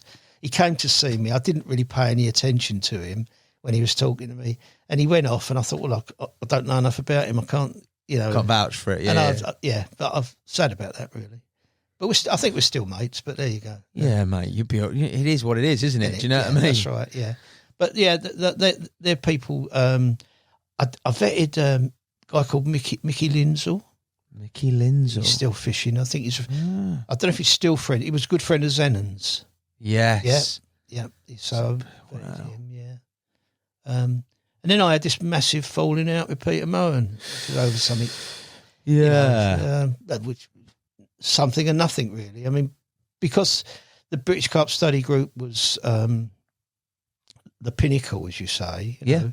I remember going to an AGM that was held in a caravan on Duncan Kay's Lake when he was still running. Can you imagine how many people you get in a bloody caravan? Yeah, I was going to say, it's not a big meeting now, is it? No. And I remember saying to him something like why can't we just hire a hall, or a room in front of other people? And he said, we can't afford it. So I said, but we all pay our subs, Peter. Yeah. So he said, well, yeah, but it all goes on the magazine. So I remember, I'm not saying he was fiddling, because I don't believe he probably was, but it crossed my mind at that point. Yeah. And I remember saying to him, well, if we had accounts, we'd know how much money we got, because there were never any accounts published or anything like that. So, and that was it. I was Mr. Black Mark. Yeah. And funny, I still remember the person. No, people were it was almost like a fear. You don't upset Peter. It was that kind of, The only person who stood up for me that day, bless him, was Bruce Ashby. Yeah. Yeah, I remember that quite clearly. And anyway, I came out of the meeting and I thought, I don't need this. I don't need to be involved. So I dropped out completely. Did you? Yeah. That was the point, though. Yeah. Yeah. That was also, you've got a lot. I know it's carp fishing, and I know it's important, and I know everybody loves it. But at this point, you're talking about decorating your house upstairs. You've got a family going. You're teaching, aren't you? Have you become a head teacher at this point or not? Yeah, I'd become acting head teacher at that point. So you're busy, mate, aren't you? Yeah. There's a lot on your plate there, full stop. Yeah, and then of course 1981, which was just followed it. I think in Angling magazine, which doesn't exist anymore. Yeah, I read something about a new group, which was having a meeting in Sheffield. Yes, and that was the Carp Society. Yeah, being a glutton for punishment. Love it, don't you, mate? I do. I remember I got in touch with Del Romang. Yeah, and said to him, "How'd you fancy going to Sheffield?" So he said, "You want me to drive?" So I said, "Yes, please." So he said, "When is it?" So I said, "A couple of Saturdays, like three Saturdays time or something." I said, "I'll get the tickets." So he said, "I'll come." So I wrote. It was Tim Paisley. Yeah, obviously. Tim. Yeah. I wrote to Tim. I didn't know him at all, and said, I'd like to come to your meeting. Can I have a couple of tickets? I'd like a couple of tickets. I fell out with Peter Mohan, which is why I now have no interest in the British Carp Study Group. And Tim, I wasn't expecting. He wrote me a long letter back saying, he said everybody's fallen out with Peter Mohan, because he'd had a falling out with him as well. Yeah. And anyway, we went to Sheffield. We went to the meeting. I remember Rod Hutchinson talked and Chris Yates talked. There were only 80. I mean, it sounds bizarre, but there were 80 people in the room, and because that was the maximum number you could have. And when it broke for lunch, Tim said to me and Del, "I'd like you to come into the side room with a few other people." So we went in, and he said, "Look, I want to get this group going. Are you prepared to help us?" So Del was a glutton for punishment as well, and I said, he said, "Yeah, we can do it." He said, "We can run an Essex region for you." So that was the start, really. What year is this? Did you say? This is 81. 81, isn't 81, it? Yeah. And what I remember was, because of my previous contacts with Brentwood. Yeah. That's where I went to college. I said to him, I know a pub in Brentwood that's got a room upstairs. If we can sell enough beer, he'll let us have the room for nothing. I said, let's organise it there. So that's pretty central for people. So he said, yeah, we'll do that. So obviously we put up posters in tackle shops. You know, we the best you could do it in them days, hoping that we might get 10 or 20 people. Now we parked in the public car park in the centre of Brentwood behind the main shopping centre, which meant we had to walk along the road and the pub was straight in front of us. It's not a pub anymore now. It's been converted into flats. Okay. We're walking down the street and I remember, like, suddenly I could see this line going from the door. I looked at Dale and Dale, and I think we both said at the same, fucking hell. What's gone on here, Because the room wasn't big enough, basically. Yeah. Anyway, what kind of came from that was that obviously there was this real interest from carp anglers in being part of something. Yes. But that you didn't have to be special to be part of it. You know, you didn't have to qualify. You could just pay your money and join. And that was the start of the Carp Society. And it's kind of crossed my life so many times over the last 40 years. That's a chapter in itself, isn't it, mate? It is, You've written books already, mate. You could write another few on your life with involved in sort of organisation and the development of carp fishing. That sort of, I don't know what you'd call it, whether it be tribal, whether it be something, but I feel that's always been, even carp anglers nowadays, not to the extent of the BCSG and maybe the Carp Society, but there always is that sense of like a collection and belonging to something, isn't there? Whether it be your brand, whether it be what terminal tackle bait you use, bait company uses, or you even see it now, that sort of people wanting to belong or to sort of, attract to a similar types of people who are feeling it. I don't know what it is. Maybe it's a human nature thing. I don't know. But it's interesting that you say that there was that big sort of expanse of sort of everybody else wanting just to get involved in the Carp Society at that formative stage. It was amazing. It was because we went on to, I think the first ever big event the Carp Society ran, I'm pretty sure was at Hatfield Polytechnic. Okay. And again, you know, you're selling tickets manually. You're not, there's nothing generated. You have no idea how many tickets are gone, how many people are going to turn up on the day. And it was overwhelming, really. You know, it was by comparison to anything I'd seen before. You know, I mean, I know that the BCSG used to hold big events. But it just shocked me that so many people were interested in coming along, and then it moved to Dunstable, and Wembley, and you know, crazy.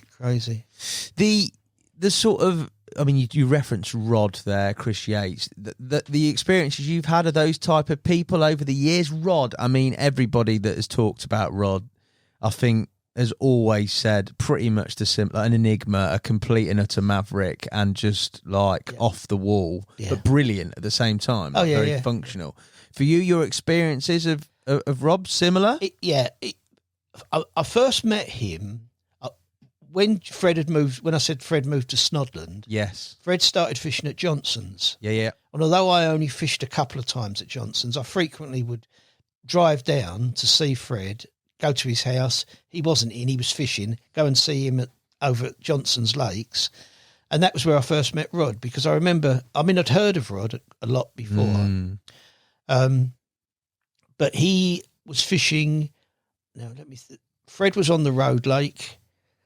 Rod was fishing on an island that he'd waded out to on the lake behind. Now, I think that might been called the Island Lake, but I'm not sure. Yeah, right. And he was the messiest angler you could ever see. I mean, his stuff was all over the bloody shop, you know. He knew how to catch fish. There's no doubt about that.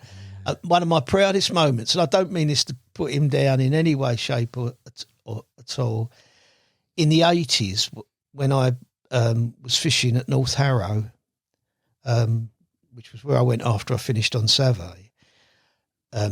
When the pedigree of North Harrow became sort of, you know, got into the everyone was turning up. You know? Were they? Yeah. And I remember once I had one of those kind of like red letter days. I think I had 3 or 4 fish.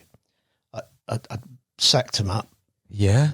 And I went looking for someone to take a photo for me.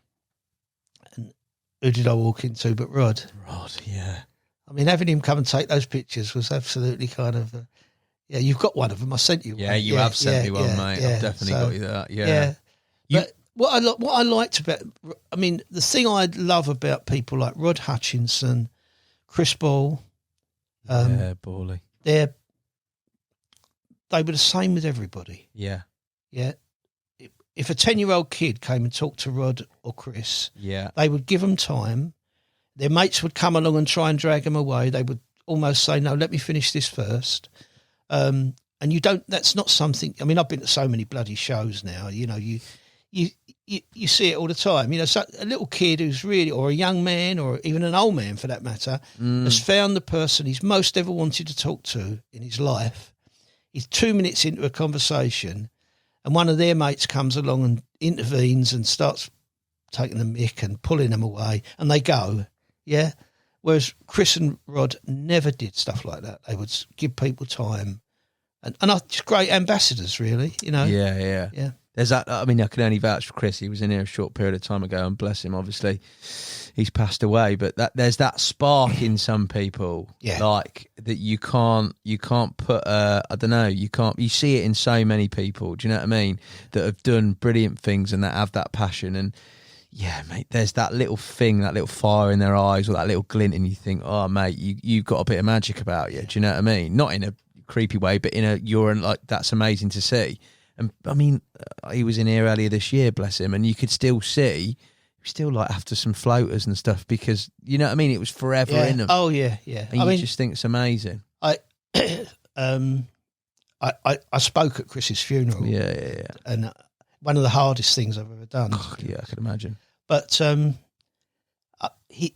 one of his lads, I think it was James, said of him, he was a big fish in a very small pond, and he could light up a room. Yeah. And that's exactly what he could do. You know, and I thought that, what an apt description, you know, wonderful, really, yeah. I found it amazing, mate, for him to come in here after everything he's seen, exactly like yourself, and think, how can you, I wish I would have even 50% of the sort of enthusiasm and passion if I ever get to that side of, do you know what I mean, of doing it. But yeah, like as you say, infectious, and it's nice to hear that the likes of Rod and those people that I was never fortunate enough to meet had the same sort of charisma characteristics all the way throughout. It's wicked. Yeah. You referenced a very significant place there. You sort of glossed over it in true Hollywood style. You said Savay. Now, there are a few places that I've got down on this list. We've talked about Darenth. There's Yateley, North Harrow we've talked about. I've got a picture and we've posted it of a fish. But the likes of Savay, fishing on there, when you started to truly spread your carp fishing wings around this time, talk to me about those significant places, your angling chapters on there. Right.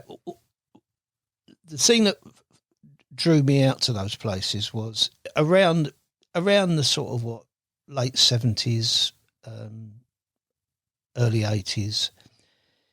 Everybody I knew had caught a 30-pound carp. Right.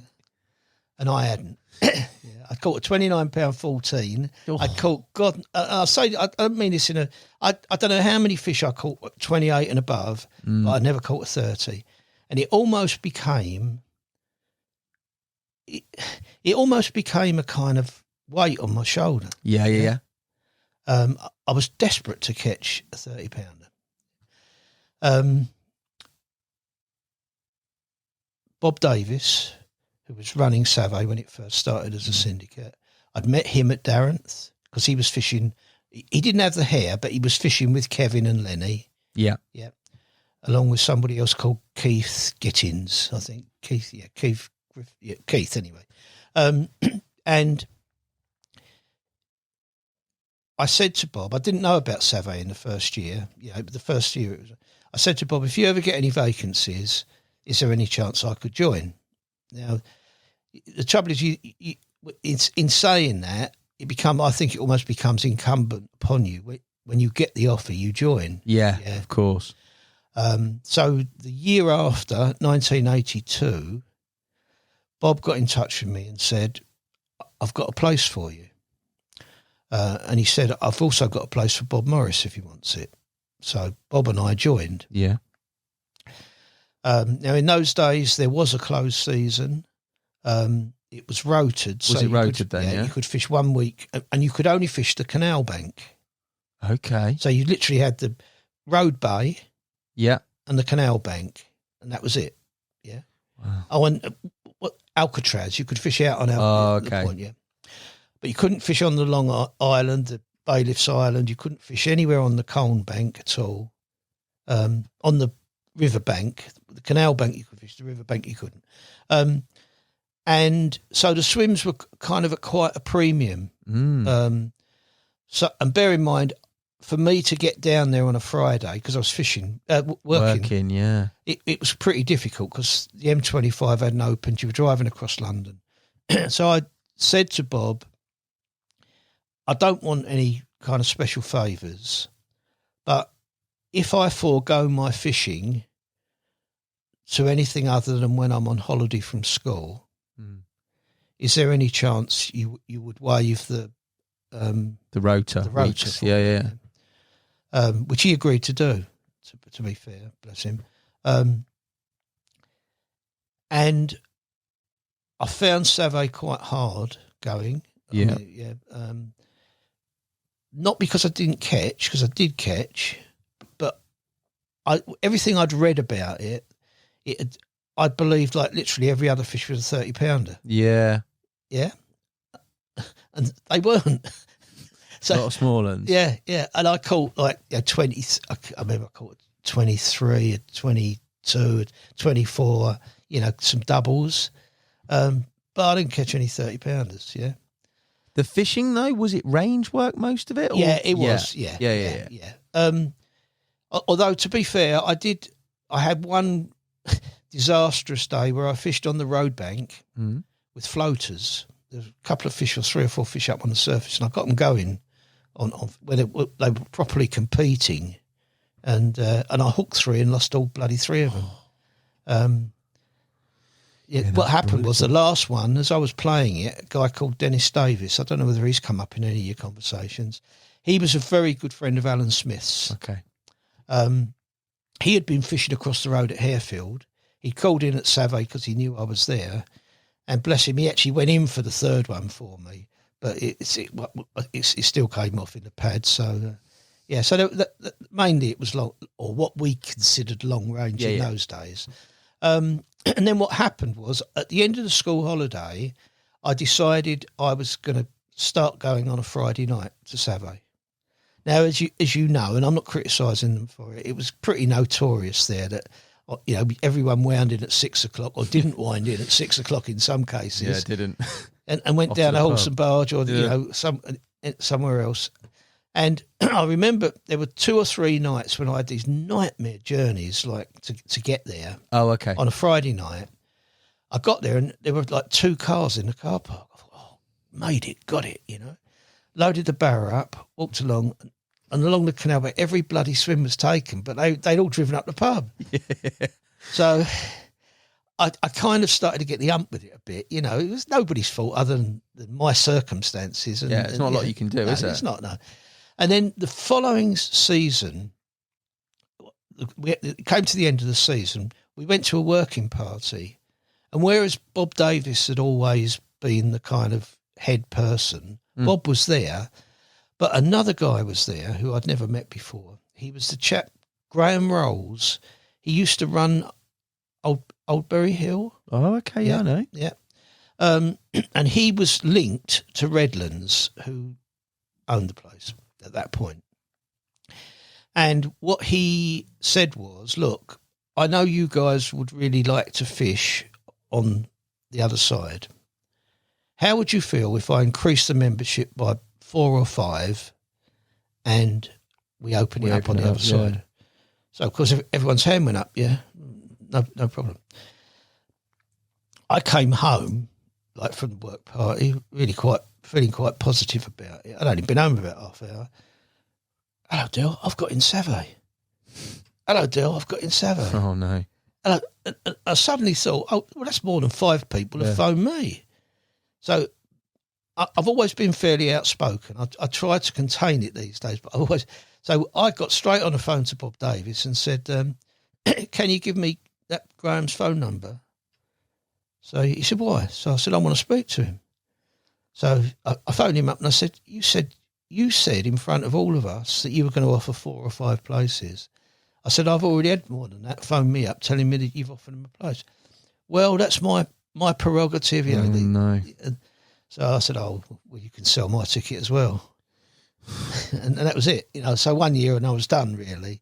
But in that 1 year, I'd been friends with Mike Wilson for a couple of years. Yes. Yeah. And Mike had said to me, do yourself a favour, Derek. There's a lake down the road, join it, and it's got potential for the future. And that was North Harrow. Yeah. So I literally came off of Savay. Again, North Harrow had a closed season. I went with the bait. I baited it up. And I would have had the most wonderful of wonderful times because I caught quite a lot of fish. Did you? But the first week, Lee caught his 40. So what would have, I'm not, no, I'd have done the same. If it'd been me, I'd have caught 40. It'd have been on I'd put it in the papers you'd have as blown. well. Wouldn't it? Yeah. So it's not a very nice way of saying but it. It was inevitable. Fish of that size from somewhere that wasn't known. And so gradually, like more and more people came to fish there. It was first, I fished it for about 3 years, I think. And that again, there was no night fishing. So it was like drive down, fish, sleep in the car, go back the following day, drive home. Shattering that. It's horrible. And the worst bit was like there were 2 places you could comfortably park. One was the car park by the canal, and you'd get these bloody idiots who'd come in there at 1 o'clock in the morning. They knew you were in the van. They'd bang on the side of the van and wake you up. And so it's a bit uncomfortable in that way as well. But how did you catch them on there? HMV baits, mostly fishing at range. Yeah. But really trying to predict where they might be. Okay. Every now and again, you get really lucky. That was the other thing. I'll tell you another story about Roger Smith. Roger was still on Savay at this point. Yeah. When I caught the 3 or 4 fish catch that Rod photographed for me. Yes.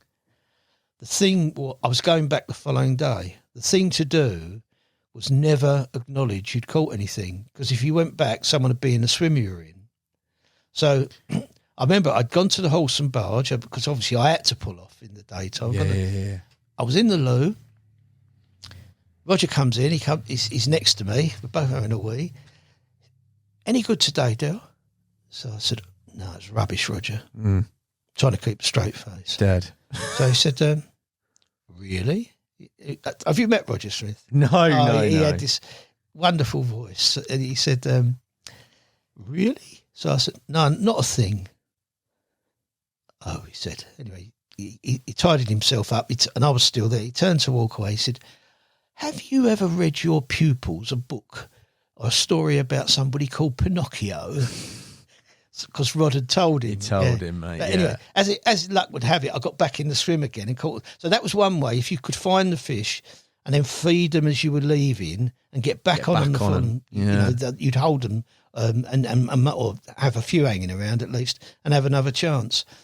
Or the other thing was sometimes you'd just get lucky. You'd be walking round thinking, where do I go? And one would jump out, and if no one else had seen it, wallop, you were there. So what was, and this is, I suppose it tags into sort of modern day themes. We discussed it on some of our debate podcasts. Etiquette, right? Yeah. Obviously, you've got, I don't know if it's a perception because I wasn't there at the time, but you can definitely tell me, modern day carp fishing, the lack of etiquette that some people deem it as, or whatever, a different form of etiquette, however you want to say it. At the time, when you're fishing these venues, obviously there is the whole pub chuck, leave the rods in, go off to the pub, that scene going on. But then coupled with that, when people talk about etiquette, people leaving you alone to your fishing, if you were catching them, days only, if people did find out where you're catching them from, is that swim fair game? Or would there be some etiquette around you getting straight back into it? It would depend on who the people or persons were who saw you. You know, I knew a lot of the people who were fishing there. Yeah. So people like Les Bamford, you know, yeah. Another mate. Alan Smith was there by this time. You know, Lee, Kevin. They would leave you. They would leave you alone. Yeah, they knew that you had that period of time, and if you'd found them that day and you were going back there, that's fair game. But the people who didn't know you, you know, or didn't feel they owed you, I think they were probably inclined to wander in, and if you hadn't already arrived, the swim was empty, wasn't it? You know, so I find it interesting, like, because you obviously, it's like the benefit of hindsight. Even in my time, you look back and you think, oh, like it was different, but then when you analyse it and talk about, you know what I mean, you go into detail. Yeah. There are definitely variances within what is probably the best case scenario that you have in your head, maybe. Other significant places, you talked about Savay, you've talked about there. Red Mine, you've done much? I've not done a lot of Red Mine. No. I have fished at Red Mine. Yeah. I did the first time I went, my wife bought me a weekend under the Carp Society scheme, as it was then. Okay, yeah. And I landed, I had a 24.5, I think, and I lost another fish while I was there. I loved it.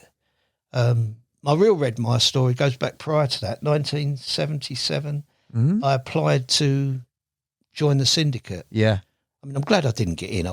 Madness, really, because I would never have got there, you know, so far away. It's miles away, I was going to say, yeah. But I got invited to an interview at Tom Mintram's house. Went there with, and I think, who was there? Tom Mintram, John Carver, Dave Short, maybe a couple of other people I didn't know.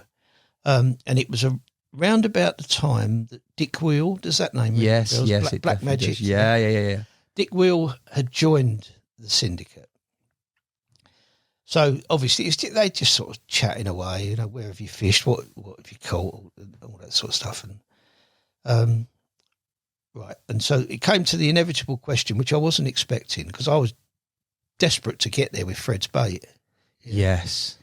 And the question was, this year we're all using the same bait. Oh. So I kind of hesitated. I said, well, why? Mm. Well, because we think it's the best way to go. So I said, oh, okay. That's a term. And Tom picked it up straight away. He said to me, what's the matter then? So I said, well, wouldn't it be better for you if you all fished with the bait and you let somebody else use something different? And if that person using something different did as well, better or worse than you, you'd have some sort of judgment on how effective what you. It's a bit more scientific, isn't it? Yeah. Good pitch. I like. It's very teachery, isn't it? Yeah, very. I didn't get in. I know. Yeah. But what upset me most was that same year Kevin Maddocks did get in. Yeah. But anyway, that's by the by. Bless him, he's entitled to have a go. So, but I didn't get in. But I fished there 3 or 4 times subsequently. To be honest, the last couple of times I went, I'd have been more content if I hadn't have had rods with me, and I could have just walked around and relived that history again, you know. Yeah. The first time I went, I did that. I took my Kevin Clifford Red Mire book with me. I looking at the map, looking at the swim. Bloody hell, it's only about that big, that swim. You know, and he caught that fish there. It's wonderful, you know. And it's still a lovely looking place. Yeah, Les is doing it, isn't he? Still there. Yeah, he's still there. Yeah. Happy days. Now, Derek, one thing when we were planning this that I was quite surprised at, although I had seen a few photos that you'd posted pretty recently, is that you pretty much went from your UK fishing, all the places we talked about significance, working as a teacher, then you went over to France as well, didn't you, mate? Yes, I did. Yeah. Talk to me about that. Well, I got into the habit of going fishing in France from way back, really, going to public lakes and things like that. And I used to. I'm really selfish. My wife used to come with me. Yeah. One of the kids used to come with me. You know, you get on this big public lake, no food apart from what you could manage to cook up on a cooker, no toilets, no wash facilities, you know. And in the end, I thought, I can't be doing this to them anymore. And because I get, also when you're fishing like that, you get ratty, don't you? Bad tempered. Yeah. You know? Well, I do anyway sometimes. And so I thought, I'm going to take them on a proper fishing holiday. We'll book somewhere that's got accommodation on the lake. We'll have it to ourselves. You know, it'll be nice. So I started doing that. You know, through that I got to know somebody called Tony Miller. Okay. Tony lived fairly near to where I lived, and I was introduced to him by Paul Selman. Tony had bought 2 or 3 lakes in France. Initially bought one for himself down in Limoges. Yeah. And then decided that was like a long way to drive. So then he bought another one a bit near the crossing, crossing. Calais. And he then bought a lake at Le Mans. Yeah. And Paul Selman, another name from the past who, you know, I know well, Paul. Paul said to me, Tony's bought a new lake and he wants a few people to go and fish it and see what's in there. So I went with Paul, I went with Brian Scoyles, with Martin Scoyles. Yeah. And we had a great time. You know, we caught quite a lot of fish. The fish weren't huge by French standards, but there were certainly some 30s in, you know, that we caught. And through that, I got to know Tony. I mean, you can edit it out if you want, but I'll tell you the story of how I got to know Tony properly. Go on. Each night when we were at Le Mans, Paul Selman would turn up. Paul was notorious for, they used to call him the Warrington wallet worshipper. Oh, in that he didn't like spending his money. Yeah, tight. And he turned up in my swim on the first night, and he had a bottle of Chateau Neuf de Pape. That's quite expensive. So I thought, bloody hell. Yeah, what's happened there? He said, want a glass of wine? I said, yeah, of course, Paul. Brilliant. So we had to cut the glasses of wine. Thought, well, that's that done. That ain't never going to happen again. Well, it happened every night for the whole week. 6 bottles he brought. Yeah. Jeez. I thought, Christ, what's going on here? Anyway, didn't think any more about it. Came home, following weekend, I'm walking around a car boot sale. No, not the following weekend, a couple of weekends afterwards. Walking around a car boot sale, I bump into Tony Miller. And Tony was a lovely, jovial, like, lark around sort of fella, and he was quite serious, which was unlike him. Mm-hmm. And I said, you all right, Tony? I don't know. He said, was it you? So I said, was what, me? So he said, was it you that drank my 60-odd quid box of Chateau Neuf de Pape and then replaced it with Plonk? Oh, no. So I said, well, I did drink it, but I didn't know it was yours. So what Paul had done, he'd used it and then he replaced it with his Noz, you know, the cheap shops in France. They're selling it for like 95 cents. He'd replaced it with five or six of those bottles instead. You wouldn't notice. Oh, well, there you go. Anyway, we remade our friendship. And I started going to some of Tony's other lakes for holidays. Yeah, we went to one that was called Beausoleil, Tang Mernier. He dug another lake in the grounds of his house, Tang Bertie, they called it. Yeah, so he had quite a few places. And while I was out there one time, I kind of said to him, you know, where do you find all these lakes? Oh, he said, they're all over, Derek. And they were cheap in those days, you know, going back to when that was. And he said, do you want one? So I said, oh, I wouldn't mind. So he said, well, there's one for sale up the road. He said, come and have a look at it. So I went with my wife. We were coming to the end of our holiday. We walked around. It was a beautiful place. Not a big lake, about 2.5 acres. Right. But with land around it. What year are we talking here? 2002. Okay. And he said to me, if you go down to the next town, which was Feettree, he said, in the first estate agent you come to, it's in the window there. Anyway, I went down there, and it was about, I think it was priced at something like €34,000. Right.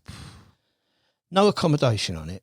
Okay, just the lake. Other than an old garage. Yeah, that had been there for a long time. So I said to we said to the agent, what do we have to do if we're interested? So he said, well, basically the law in France I think is quite sensible. You can make an offer on a property, and if that offer is rejected, or someone else makes a higher offer, you can then come back a second time. Yeah. So on the day before we left, we went in there, and I think I offered them €28,000 for the lake, thinking I was just holding it while I had time to think back in England. We came back to England. 5 or 6 days later, I had a phone call. You bought a lake. Well, of course, at that point, you can't. There's no reneging on it. It's a deal. That's it. So anyway, we bought the lake, and I always remember we had to go over there for to do the signing, the paperwork stuff. Yeah. So we went over and did that. We again, what a bizarre story. We were going to use one of Tony's sons to do the translation for us. Okay. The notaire reads it all in French. Yeah. The notaire said, no, you've got to have someone who speaks very good English, because I don't want you to get confused or whatever. Okay. So we can hire you somebody. So I thought, there's a con. Anyway, they hired this guy. This bloke came in, he sat next to me. Hello, he said, he introduced himself. I'm Michael. So I said, hello, Michael. Derek, this is Maggie. And he's talking, and I'm thinking, he sounds like David Essex. His voice sounded like... So anyway, but I'm assuming because his French is so good, he's a Frenchman who speaks English. Yeah. Right. Anyway, cut a long story short, we bought the lake. As part of the discussion, it became apparent that we could upgrade the garage to some sort of accommodation. Nice. But we didn't have any electricity or running water, so they were other things to think about. Now, I'll just return to Michael, because this still astounds me to this day. We kept in touch with him after that, and any time we really needed something where we needed help, I would ring him up and he would translate it for me, charge me, not a lot of money, but charge me a bit of money. A number of years later, I emailed him with a request about something from my school email address. Account, yeah. And he came back to me and answered the question, and he said, Portway School, is that in Stratford? So I said, yes. He said, I used to go there. Oh, no. He said, what chance of that? What, that's like one of those weird things. Anyway, but we bought the lake. I fished it, obviously, after buying. The first thing I remember was arriving at the gate the day we took possession of the key. Yeah. Standing at the gate, looking across, and the first thing I said to Maggie, who's going to cut the fucking grass? Because I hadn't even thought about that. No, of course you don't, not. do you? Anyway, we converted the garage into something you could stay in. But obviously without electricity, it was a pain. You can manage with bottled water if you're there for a week or something. It's not best, but... so we arranged for the electricity company to give us a quote to get the electricity from the road to the gate of our place. They asked for a map. We sent them a map. Next thing is... they send me a date when they're going. So I wait a week to hear from them, don't hear anything, get in touch with them. There was a problem with your lake, with the electricity. So I said, what's that? The two operatives we sent out to do the estimate left the map of how to get in our office. So they went into the local mairie and you know how powerful they are in France. Yeah. Went into the mayor and said, "Can you tell us where this place is?" And he, perfectly with his right, said, "Yes, I can show you on the map. Why are you going there?" Because they're obviously all garbed up in their uniform. And they said, "Oh, we're going to put electricity on." Well, they weren't. They were going to quote me for putting electricity on. And he's kicked off. And of course he kicked off.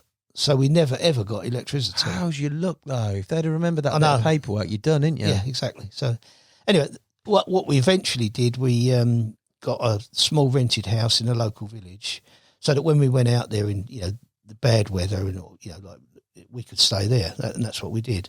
And then ultimately, when I retired from teaching, obviously the pension was good. You get a good lump sum. So we bought a house in the village. Did you? Yeah. So that was nice because, you kind of knew what you were going to all the time. You got to know the local people. Yeah, you became one of... Yeah, it was good. Was the fishing on that lake just your fishing, or did you let others come in and fish it? I did let other people fish it in the end. What was that like? Yeah, a mixed bag, really. Sometimes you would let it... In fact, I let it through a booking agency, or I let it to people who got in touch with me directly. What I never took account of was with a booking agency, they would just say to you, "How much do you want?" But then they would stick a huge lump on top. So whereas I thought what I was asking at the time was entirely reasonable, and anyone who booked through me didn't ever complain about the cost, I started getting complaints from people who booked through the booking agency. Because you couldn't factor in that commission. Yeah. And also because they thought that they hadn't been told there was no electricity, but you could use the generator. They'd gone expecting the whole baggage. So we did it. Some weeks people would go there. I used to let 2 anglers at a time on there, or bloke and his wife, or bloke and his girlfriend, or whatever. Some weeks you'd go, someone had been there the week before, you wouldn't have had a clue anyone was there.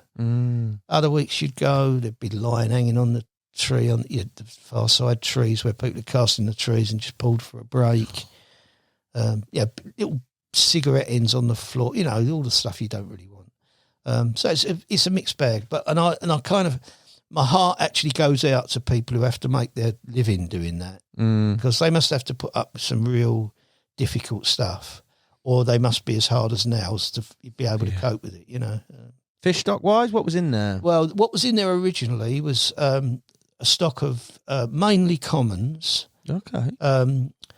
And a few what I would call throwback mirrors, like mirrors heavily scaled.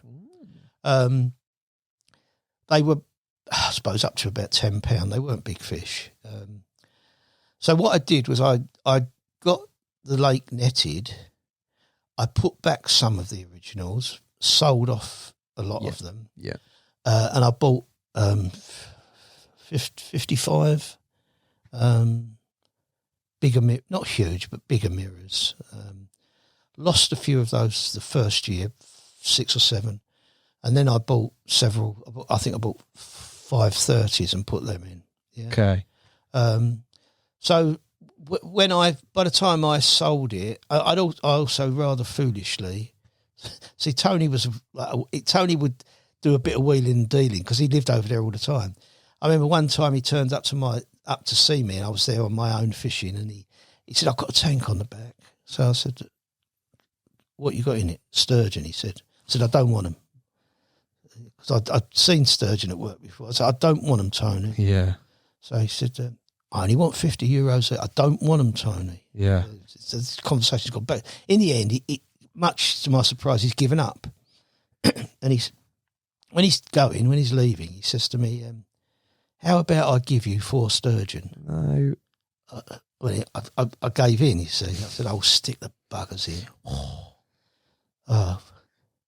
Well, you know what they're like. In 2 and a bit acres? Yeah. Jeez. Yeah, I had people who went there on holiday, and the bizarre thing was they didn't realise.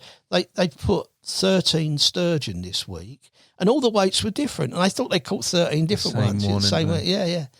So, and the other thing I did, which I did wantonly, I bought 5 catfish. Did you? I didn't buy big ones. The biggest one was £25, and I put them in. because I think, like, when you get a £25 catfish, you play it from the bank. It's all normal, you know. Well, when I sold the lake, I think the biggest one in there was just short of 80, you know. But the worst thing was, and one of the things that led me to sell was at the end of the year, what would have been October half term. Okay. We were coming back to England, and I was coming back with Maggie, and I was just walking around having a little check over the overflow, the inlet pipe and all that kind of stuff. And there was a clump of Norfolk reed that had broken away and drifted down the lake. And I thought, I like that out in case it blocks the overflow. So I pulled it up. There were millions of little catfish in it. Were they? You know, and you know what? That's the kiss of death. So there was that, yeah. So basically, when I was fishing there, I did a few nights, but mainly I just fished daytimes. You know, I was catching fish to mid-30, but what was really interesting was the originals grew on. Did they? But they were like torpedoes. You know, because they'd been obviously hungry. I've seen this with a lot of French lakes where they've been stunted lack of food. Yeah. They were like, you know, like little barrels, if you know what I mean. Yeah, like that, you like know. river carp. Yeah. And they fought like the clappers, you know. They really did. Yeah. That's mad, isn't it? Yeah. French and then back from you, and a sort of a definitive chapter. You sort of talked about it like before a little bit. Was that the Carp Society? Now, the BCSG, obviously that sort of came to an end. Carp Society came into play, and you have, through whatever is in you innately, to get involved in sort of organisations and frameworks and sort of, be involved. The Carp Society, well, until very recently, you were at the helm of it, mate, weren't you? Yeah, I was a chair, yeah. Talk to me about that, how that's changed over from first getting involved in those meetings in Sheffield with Tim, the formation, through to sort of your involvement as chair. Yeah, I was first chair in, I think probably, it might have been 83, 84. Okay. Yeah. Did it for a couple of years. I just didn't have the time, you know, to really do it justice, because I was working full time. I was trying to fish a lot, you know. Yeah. And anyway, I did it for a couple of years, did my best. The society then bought Horseshoe Lake, which they did on a deferred scheme, which Mike Kavanagh organised. And I really don't put anybody down when I say this. It's just because the way accounts are written, when you get deferred income, you have to defer it to the next year. Yeah. Yeah. So it often looks like you appear to have more money to spend than you have. And the committee at that point, that was exactly what they did. They spent more money than they had. And suddenly it was looking a bit dodgy, yeah. Now, Kevin will remember this, because what they did was they formed a finance group. And at that point in time, I lived in Redbridge by that point, and their office was in Redbridge. And one day, I'd been made a life member because of what I'd previously done. Yep. Yeah. I'm walking down the street, I bump into Vic Cranfield, who works in the office there. Hello, Derek. It's a long conversation. Do you fancy joining our finance group? So I said, not really, Vic. So he said, it would be good if you could. He said, like, it's only like an hour, a couple of hours, like every other week. We just check on the money and come up with what. I said, I'll go on. If you want, I'll do it. So mainly because I was friends with him, you know, and if someone's a friend of mine, I don't like to sort of. Anyway, I went to the meeting and Kevin was there. Yeah. Right? And I think Kevin, I don't know why, I think he said to me at the time, what do you bring to the table? You know, you're a school teacher, you know, so I said, well, yeah, but I manage a budget as well, because that was at the point that, I mean, previously what used to happen when I was first ahead was the local authority give you a little bit of money and that was it. And it wasn't a lot of money either. But once LMS came along and you became responsible for employment and buildings, and so it was a lot of money, like talking like millions. And so I did have that understanding, and I also had the understanding that you couldn't spend more than you had. because if you did, you were in trouble. So I remember saying that to him. He said, "Oh, I've not thought of it like that." So, so that was, and then somebody called Peter Cameron Lane, who I think was Kevin's, I was going to say architect, not architect, did his accounts. Oh, okay, he's accountant. Yeah, accountant. Good comment. So he joined the group as well. So, that was quite interesting, and we worked our way through it. And eventually I got drawn back into the Carp Society. So what happened was some of the former people stood aside. Tim got involved again. I got involved again. Les Bamford got involved again. Les was the chair. I was the vice chair and the finance person, and Tim was there. And because in all honesty, I didn't do it through any sense of like self-endearment or anything. I could have done without it. Yeah, 100%. But I did it because an organisation that I'd been part of in the beginning was falling to pieces, And what happened was it actually set up a kind of fair amount of animosity. So every time we had an AGM, and in those days, when they were at Dunstable, you went to an AGM, you'd have 200 people in the audience. Jeez, and you'd get like real difficult questions about the money and, anyway, what was membership? Do you remember? In those days, it had got to about 3,000. Yeah. It's eventually sort of topped out about 5,500. Did it? Yeah. And it's now down at probably 1,800. So that's the kind of, so we did that for quite a while. And I mean, that involved endless bloody meetings. We used to go, Maggie and I used to go to Lechlade and stay in the New Inn in Lechlade for a meeting on a Saturday. And we used to meet with the bailiffs and all those kind of people. And Tim, and various other people. And then Sunday we would drive to Bromsgrove near Birmingham. Yeah, I know Bromsgrove. Yeah. And have another meeting there and then come home and go back to work. That's relentless. It was soulless. It was, and the worst bit was coming back on a bloody Sunday and having to iron my shirts. So I could had 5 shirts for working. That's brutal, isn't it? It was horrible.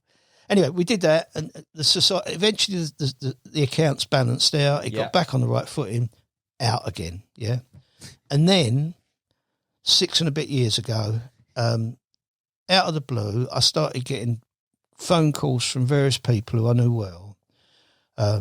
Richard Stangroom being one. Have you heard anything about the Carp Society? So I said, no. I've heard the lake's up for sale. No, it can't be, Anyway, I phoned Tim, because if anyone knew. Yeah, Tim was going to know. I phoned him. I said, is there a problem with the Carp Society? He said, yeah, there is. And he started to talk me through what had happened, Basically, what had happened, if for anybody who needs to know, and you can edit it out, if you know. The people who were running it, who'd had revisited the rule book and changed it all and made it into a business, and they were now directors of the business, had decided, I mean, previously, if you wanted to fish horseshoe, farriers, anything to do with the Carp Society, you had to join the Carp Society and then apply for your fishing. That's right. So there was always members, so they had to have an AGM, and stuff like that. Yeah. What they decided to do was get rid of the membership. They did that by putting the price up to 90 quid a year. And they said, you don't need to be a member to fish horseshoe. You can buy a passport. It costs you 15 quid or whatever. So suddenly they were the people calling all of the shots. And Miles and Sabrina, knew something was going on. Yeah. And they alerted Tim. And so it all began. What happened was we held an EGM, and the only people who were legitimately members at that point were life members. Yes, of course. Yeah. So that was it. There were about 20 people in the meeting. We held an EGM. We invited the other people, the guys who were in charge now to come to that. They're not turning up. They didn't turn up. Right. So we voted them out, and we voted 4 or 5 of us in. There was myself, Brian Sefton, Marsh Pratley, Greg Fletcher. And then the fun began, really, because what happened was, without going into too much detail, they had access. We froze the bank accounts. Yeah. But the then commercial manager was friends with the bank manager. Oh, God. He withdrew 20 grand, which gave them money to, they thought they could use to fight the case, and we didn't have any money at all. You had to raise money for the court, didn't you? Yeah, we did, yeah. I mean, and I remember that. The figures were, by the end of it, our legal costs were £150,000. My Lord. And the downside of it was, had we lost, we would have been accountable for that. Would you? Yeah. So what we did was, with the help of a wonderful guy called Mickey D, who runs a charity called Anglers Charity Auctions. Yes. He started to try and raise money for us, and he did. He raised a lot of money. Yeah. I think in the region of £40,000. Yeah. We then took on that mantle. We raised a lot. We took back bonuses from people who had previously accepted bonuses. And by the end of it, and we took money off it, when they eventually said they were going to give in, we had to offer them a get-out clause. And the get-out clause was we would take £30,000 from them, and they could go without court action, because the court action was going to be added on to the 150,000. Oh, was it? Yeah. I thought that. Oh my days. So they basically got away absolute scot-free. Virtually, yeah. But we ended up. I think we were short of our target of 150 by about £20,000, and we managed to. The society had 20,000. Yeah. And were kind enough to pay that, and that got us through it. And then the 6 years after that, which I intended to be 6 months, I honestly thought I'll do this for 6 months. Rescue job, get it back on the even keel. There'll be a queue of young guys waiting to do this, and I can be out of here. And then 6 years later, I still remember doing it. I came from Chris's funeral. I sat in the hotel room, and I pressed the button to say, I ain't doing this no more. Because I was overwhelmed about what had happened with Chris. Yeah. I kind of was thinking, look, 6 years I've been doing this now. I've hung on to it because I've made friends, Miles and Sabrina particularly. But what lovely people. They are wonderful people. But at the end of the day, my own life was kind of beginning to suffer. I wasn't fishing as much because one of the luxuries of being retired is you can get up Monday morning thinking you're going to go fishing, and if it's pouring with rain, you can say, "I'll leave it till Tuesday." Yeah. Get to Tuesday, the phone will ring at like 9 o'clock because I've never been an early starter. Hello, can I talk to you about this? It'd be Sabrina. No, not knocking Sabrina, but can I talk to you about something? Be on the phone for like 3/4 of an hour. Fishing off till Wednesday, and there was that. And then there's the other side of it is like, it really does. I mean, I'm nearly 76 now. It really needs some younger blood. I think it's got that now. I think there'll be an announcement fairly soon about who the new chair is. So, well, that's good, mate. But what a stint you've done there, mate. Well, a couple of stints. Do you know what I mean? Through key times for that whole organisation and through the whole shaping of that side of things. Where do you see that nowadays with regards to, we talked about the BCSG being at the very prominence of everything back then. You're talking about the Carp Society now, and you talked about the numbers peaking at 5,000 odd in terms of members and now being down at like 1,800, or I can't remember the number you referenced. The overall significance of that, the overall sort of weight that has, what do you think? Well, the organisation was originally established to be a kind of a political force. Yeah. Because the BCSG wouldn't touch politics at all. Now, if you say to people now, had it not been for the Carp Society and their involvement with SACG, Specialist Anglers Something Group, you wouldn't be allowed to use more than 2 rods. Yeah. Because we managed to work with them and we got that through. And obviously you can now use up to 4 rods on some waters. Now I'm saying that's a good or a bad thing, but the option's there. It worked for carp anglers, Yeah. not against them. Now the argument, I think, is that I fully support the Angling Trust, but I can see their hands are absolutely tied on some issues. I played a minimal part in the Predation Action Group. Yeah, the PAG, yeah. I sometimes now wonder about that, but that's another story, really. But, I mean, my argument has always been, I mean, I think it was wrong to re-release. I've no problem with those, yeah. It was wrong to release them into the environment that we have now, yeah. I hate fishing inside a fence. On some waters, it feels like a prison camp to me. I want to be in the open, and, you know, I hate to see the state of the rivers now. You know, when I was a kid, I could take my shoes and socks off, walk into the river road in at Abridge, kick the stones, and I'd have 3 million gudgeon, loads of minnows, dace, chub, roach, just upstream. Now I could kick the thing. I probably might get a couple of rats swimming about. You know, it's sad. So I think that that was what it was aimed for. Now it lost that with all the court case and everything. And the last 5 years have been about trying to rebuild. So, you know, the first thing you have to do is let's do a magazine. You know, I remember they're finished. Well, yes, they are. That's why we need to start one. You know, we need to. Now, Carp Fishing Magazine is a good magazine. You know, it has interesting reading. The members like it. So that's one fault back. We gave up doing Sandown. Yeah. Which was sad. And now someone else has taken Sandown. There's going to be a Sandown show this year.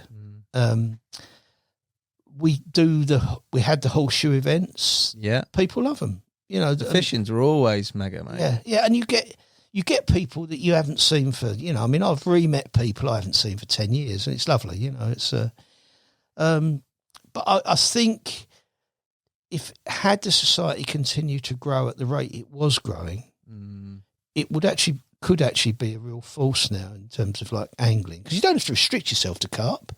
You know, I care as much about my mates who want to fish for barbel and chub and goodness knows what else, and they're getting it messed up. You know, if you've got a big organisation, people have to listen. If you've got a little tiny group, you know, you're a lost voice, really. I think, as you say, that that sort of difficult period, shall we call it, in the middle has been detrimental in terms of that. But hopefully, new blood, it rebuilds, and because it is, in essence, in its purest form and what it was made for, is a great voice for us. Oh yeah, to be able to levy our point rather than sort of not be swept into the carpet. That's horrible to say, but to be sort of palmed off. Yeah, there's sort of strength in numbers, isn't there? There is, and there is a chance there for that. So hopefully, as you say, like people new involved get involved and sort of back it to the point where, yeah, you've got that strength and unity in numbers and things can happen. But, mate, you've done an incredible job at navigating a very difficult time and being involved in those difficult times at the start and during all that. And yeah, it is where it is and only still going, I think, because of the strength of you and the likes of you that have got involved. So, yeah, hats off again to you in all that sense. Fishing for you now, talk to me about, you talked before about you haven't been for a month or so, but for you now, having seen sort of how carp fishing's developed, is there still carp as a sort of carp fishing as a prominence? Has it gone to different disciplines? Where are you in terms of that whole spectrum? Well, I certainly still love carp fishing.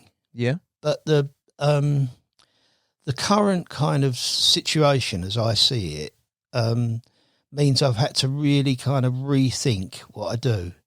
I mean, I've always been of the view that, carp fishing is about just using your eyes and your head and your feet, basically. Yeah. You know, you go to the water, you look. If you can't see anything, you make a judgment about the weather. You know, when the weather was last like this, where did I fish? Where's the best place to go? And then it's about putting what you do into action to catch a fish. Yeah. Now, with the growth of carp fishing, on many waters that perhaps I might have been drawn to, it's not possible to do that. You know, I mean, again, I'm not knocking, but it's just a big change, isn't it? I mean, I remember when that Lady Lake place, when I first fished it, you had to park up at the church at the top of the hill, and it was about a mile walk to get round the far side well, nobody wanted to do it, but I did, because I knew the fish would be over there, and I got the chance to do that. Now, I hear guys say, "Oh, it's great." They pick me up in a buggy at the car park. They take me to the swim. The swim's all clean and tidy. And it's flat. I can get me bivvy up. And I'm thinking, for the sort of fishing I do, I don't even want a bivvy. I don't, I just want to go out, see if I can catch one. So what I do now is broadly speaking, I belong to little clubs around and about where I live and perhaps a few further on. I've reset my thoughts. I mean, I very seldom weigh fish now. Because it's not about the pounds and ounces. It's about being able to go and do what I used to do, which is find them, fish for them, try and catch one or two, put them back, and go home.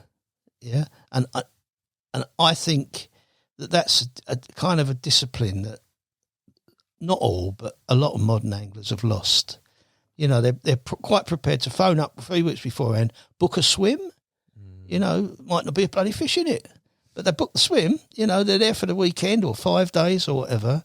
It's not fishing to me, but I accept it's fishing for them. So I'm not, down in it. It's just a different world, isn't it? Apart from that, I just like to, winter time now, whereas I used to fish for carp all the time. I love the winter because that was when the masses went. Yeah. And I could go, Yeah. Now I tend to do a lot more pike fishing. Even though the pike fishing's got hard, yeah. I do a bit of chub fishing, but I don't go anywhere, where there are big chub. I just go on kind of little local places. I do some roach fishing, and I take my grandchildren fishing from time to time, which is really great. They love it. I've kind of fortunate, I suppose, in that because I started as a kid. I can tell when they've had enough. Yeah. Yeah, whereas when I went, and I'm not knocking it because without my dad, I wouldn't have gone fishing, initially. But when he went fishing, I was there till when he finished, and it kind of, it's again, that's something else that saddens me a bit about the future of fishing. I know lots of people, and again, I'm not criticising them, but they say, I took my kid fishing. He had an 18-pounder, And I have just said, has he ever caught a fish on a float? No. Why? And you think, well, he ain't going to be fishing for very long. He's not going to kind of enjoy it in the way kids do. And I was saying to you when we were walking down here, I had one of my youngsters, well, two of them actually, they've both done this. I take them floater fishing, and we do what Simon calls heron fishing, Simon Crow, which is basically we sit still, which is a job for them at their age. Yeah.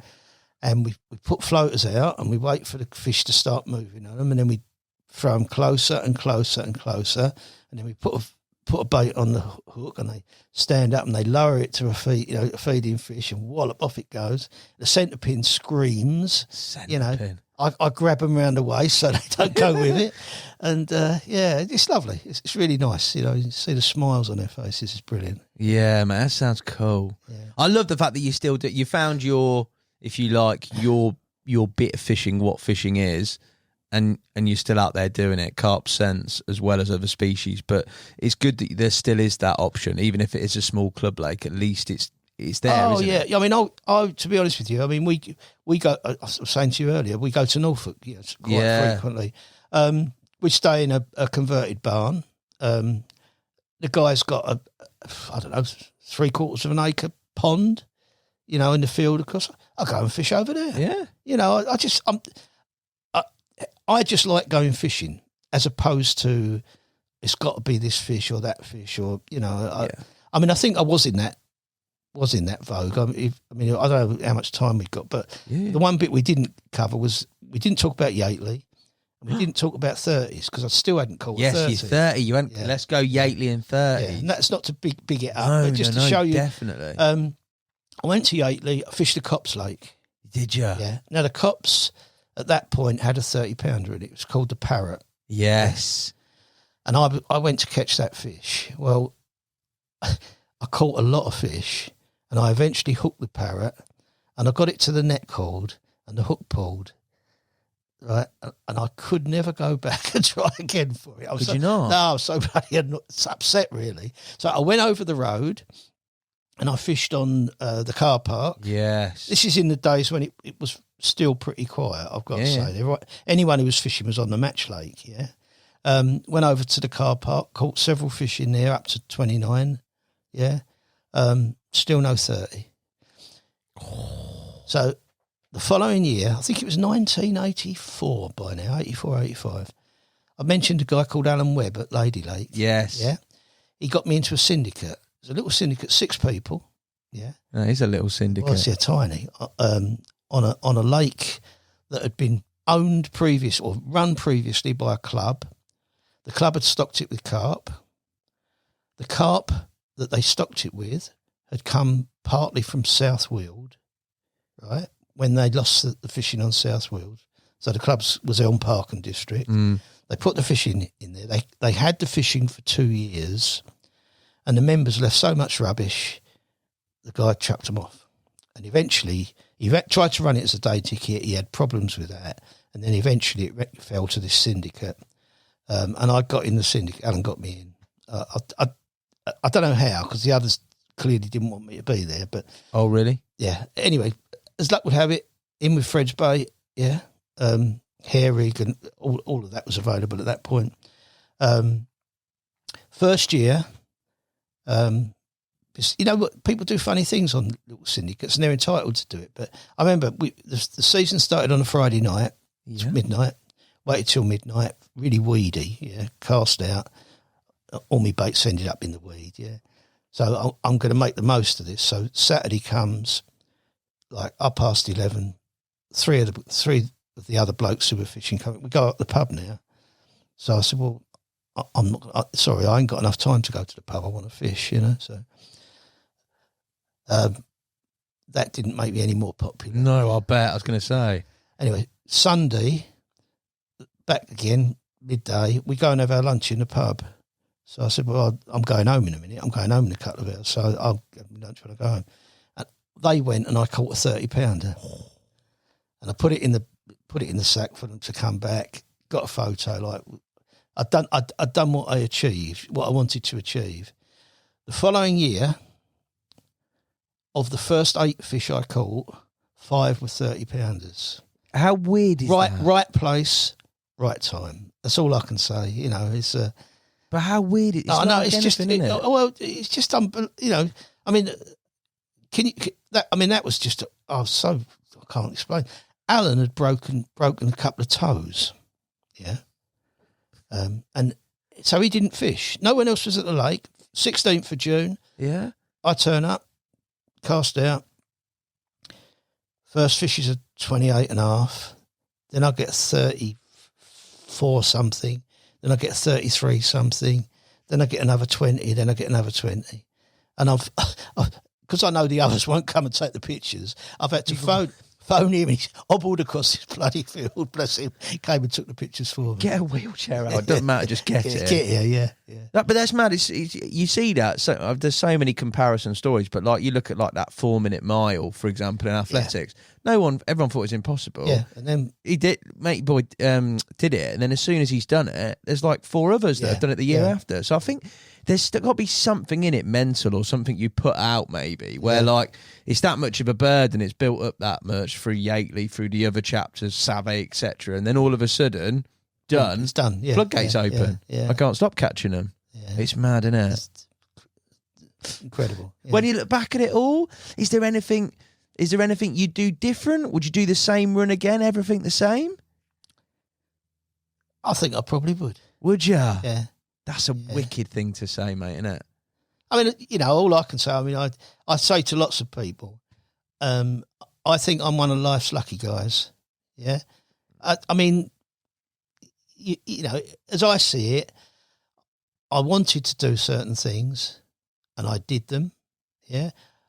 somebody made me in such a way that I was prepared to take chances, like me €28,000 for me lake in France, for example, which I subsequently sold for quite a lot more. I was going to say, you've had a good one there. Yeah, the fact that I can still, I'm still well enough. Yeah. If I wanted to go fishing now, I could go home and go. Yeah. And at my age, that's not true for a lot of people. A lot. I mean, I was recounting to someone the other day, in the 6 years since I've been back with the Carp Society, Brian Mills, Len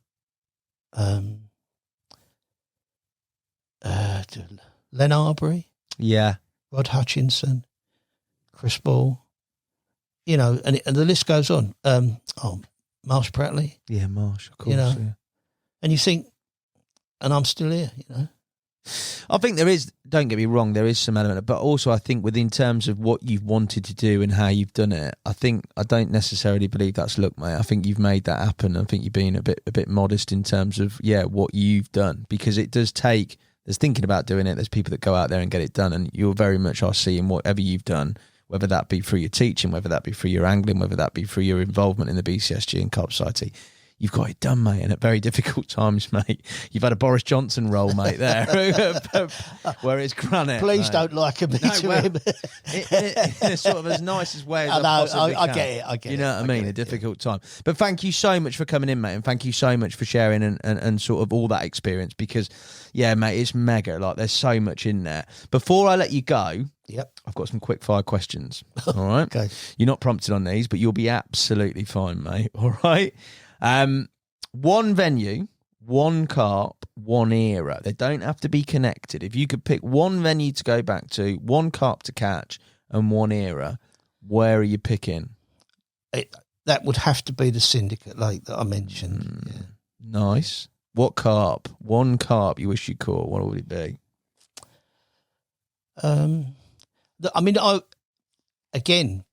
Probably the first 40-pounder I ever caught. Where'd you catch your first 40 from? A lake in France, which was Autels, it was called. Autels. There were 10 swims on one bank. Yeah. So you could either go independently or you could go with a group of 10 or less. Yeah. I remember Paul Selman phoned me up and said, "Do you want to go to France?" Mate of mine's booked Autels. Will you come? So I said, "Yes, please." So he said, right. I said, "What? Now this is where I booked, and I've really called out." I said, "So how does it work?" He said, "Well, we put everyone's name in the hat and draw a swim." So I said, "I'll come on, as you're going, I'll come." So he then had to phone me up and say, "Derek, you were last out of the draw." And you think to yourself, I wasn't at the draw, but that's life. And the lake was shaped like a teardrop. Okay. And at the narrow end, there was an island, and I had to swim just up from the island. Really no water to fish to at all. That sounds awful. But I caught loads. Mate, take it. I know. And one of them was a 40. Yeah. I mean, it's a bit like, sorry, without going on, I went to, when I talk about being lucky, this story might just illustrate it to you. When Rob Hughes first took over the running of Abbey Lakes, he did the bookings for it. I booked on. Yeah. Now, at that point in time, I was working for the local authority, and I booked on for what was the half-term week in June, and with two mates. They were going to come as well. Got it all done, booked the train, did the lot. 2 weeks before, I phoned Rob up just to confirm it all, and he said, "No, mate, that's not the week you've got. You've got the week after." Oh, no. So I said, "I can't. Rob, I can't." He said, "Well, it's rammed." He said, "If you go, I don't even know if you get a swim." So I had to go into work. I was working for the local authority at this point in time, begged to change my holiday, which fair dues, the governor said, "Yeah, that's fine." Get my mates to change their holiday, rebook the train. Anyway, we went to Abbey Lakes, right? I fished 6 nights. No, I fished 6 days, and with the rods out at night. Yeah. Now the fish weren't as big then, I caught 98 fish. Oh my Lord. 42 pound common and 50 20-pounders, and I didn't have a single bite at night. Mate. I just woke up in the morning, 7 o'clock, and off it would go. Put the kettle on, off it would go, and that was it. It was just absolutely... That's a season done. Yeah, exactly, yeah. Or did you hang the rods up for the rest of the season? Well, the funny thing was the last night, because everyone was saying, you've got to get 100, you've got to get 100. And I said, what's the point? You know, what does it prove? Nothing really, you know. I'm in the right swim at the right time, catching... But I could have been there the week earlier. Yeah, and stuffed, you know, so... Yeah. 98, jeez. What era would you fish? Sorry, mate, you've got your carp, you've got your venue. What era? I loved the time around the Broxbourne Lagoons. Okay, what was that? Oh, it's fucking magical, mate. Was it? You imagine driving to 3 big lakes like that and there being no one there. Yeah. I mean, we hardly ever used to catch any because it was hard. It was really hard. But But you knew there was a chance. I mean, Sunday afternoon, what would you do? You get a bucket of water out the pit and clean your car. Yeah, because it was something to do basically. But I loved it, and it was those times were just amazing. I remember once coming back to the car park, which in those days the main car park was between the North Lagoon and Central Lagoon. The one they call Owl's Pit was the North. And there was somebody fishing, which was unheard of. What are you doing on my lake? Yeah. But I remember looking across at this bloke, and it was in the days of folded down waders. Do you remember? Folded waders, tuck them back up again. He had 2 cane rods. He had buzzers. Like, and I'm thinking, I'm salivating. You know, yeah. And now, God, look at it. You can't see the bank. I like that. Right. 3 celebrities you'd take fishing. Could be past or present. Chris Ball. Yeah, lovely. Len Arbery. Can I have 4? Yeah, you can have 4. Brian Mills. Probably Tim. If I leave him out, he'd be upset. What social that'll be. You can only choose one of these 2, BCSG or Carp Society. Which one are you keeping? Carp Society. Thought it would be. Drum and bass or country and western? That's a very Nash question. What's your favourite? Or if you had to pick one, not your favourite. Drum and bass, I think. Drum and bass. UK 40 or French 80? What are you taking?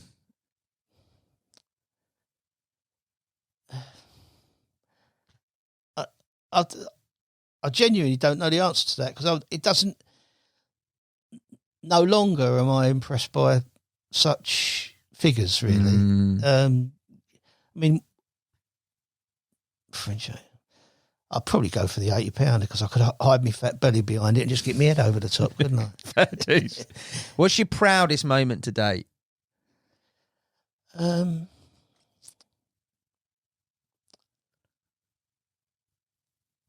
Fishing wise, do you mean?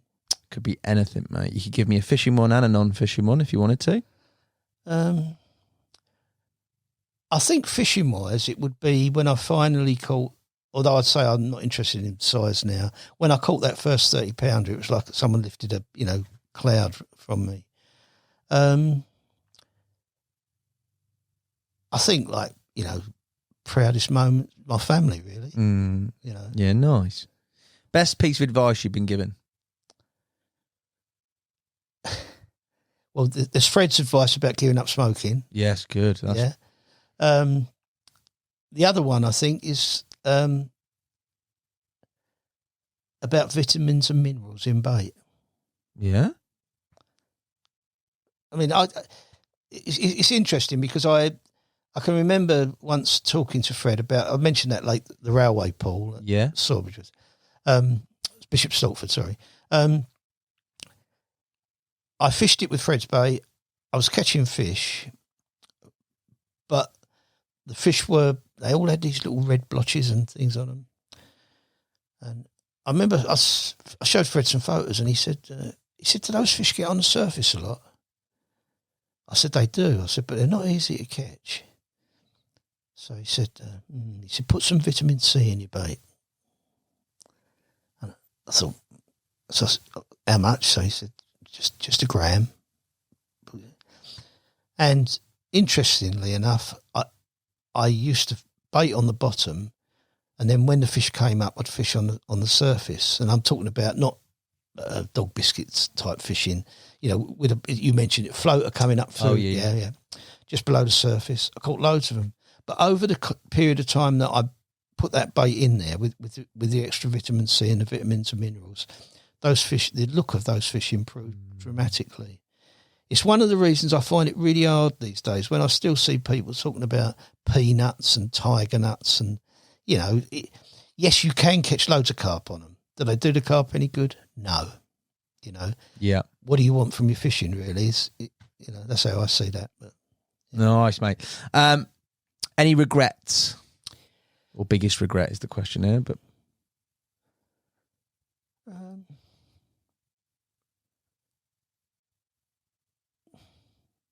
not really. Love it. I'll tell you, probably my biggest regret was the best job I ever had. When you yearn to get a particular job, got the job, hated it, chucked it in within 16 months, almost rendered myself unemployable by doing so. But, yeah. But fair there you play, go. mate. Yeah. Final question, a night out on the bank or a night in with the missus? What are you choosing? Nowadays, a night in with my wife. I love that, mate. And a bottle of wine. Few bottles of wine. Yeah, a few bottles. Good plonks that's true, as well. That's true, yeah. Mate, I love it. Derek, thank you so much for coming. Thank you guys for watching and listening. I'll be back soon with another podcast. Until then, the absolute legend that is Derek Stritton. Thank you so much for coming in, mate. Thank you very much.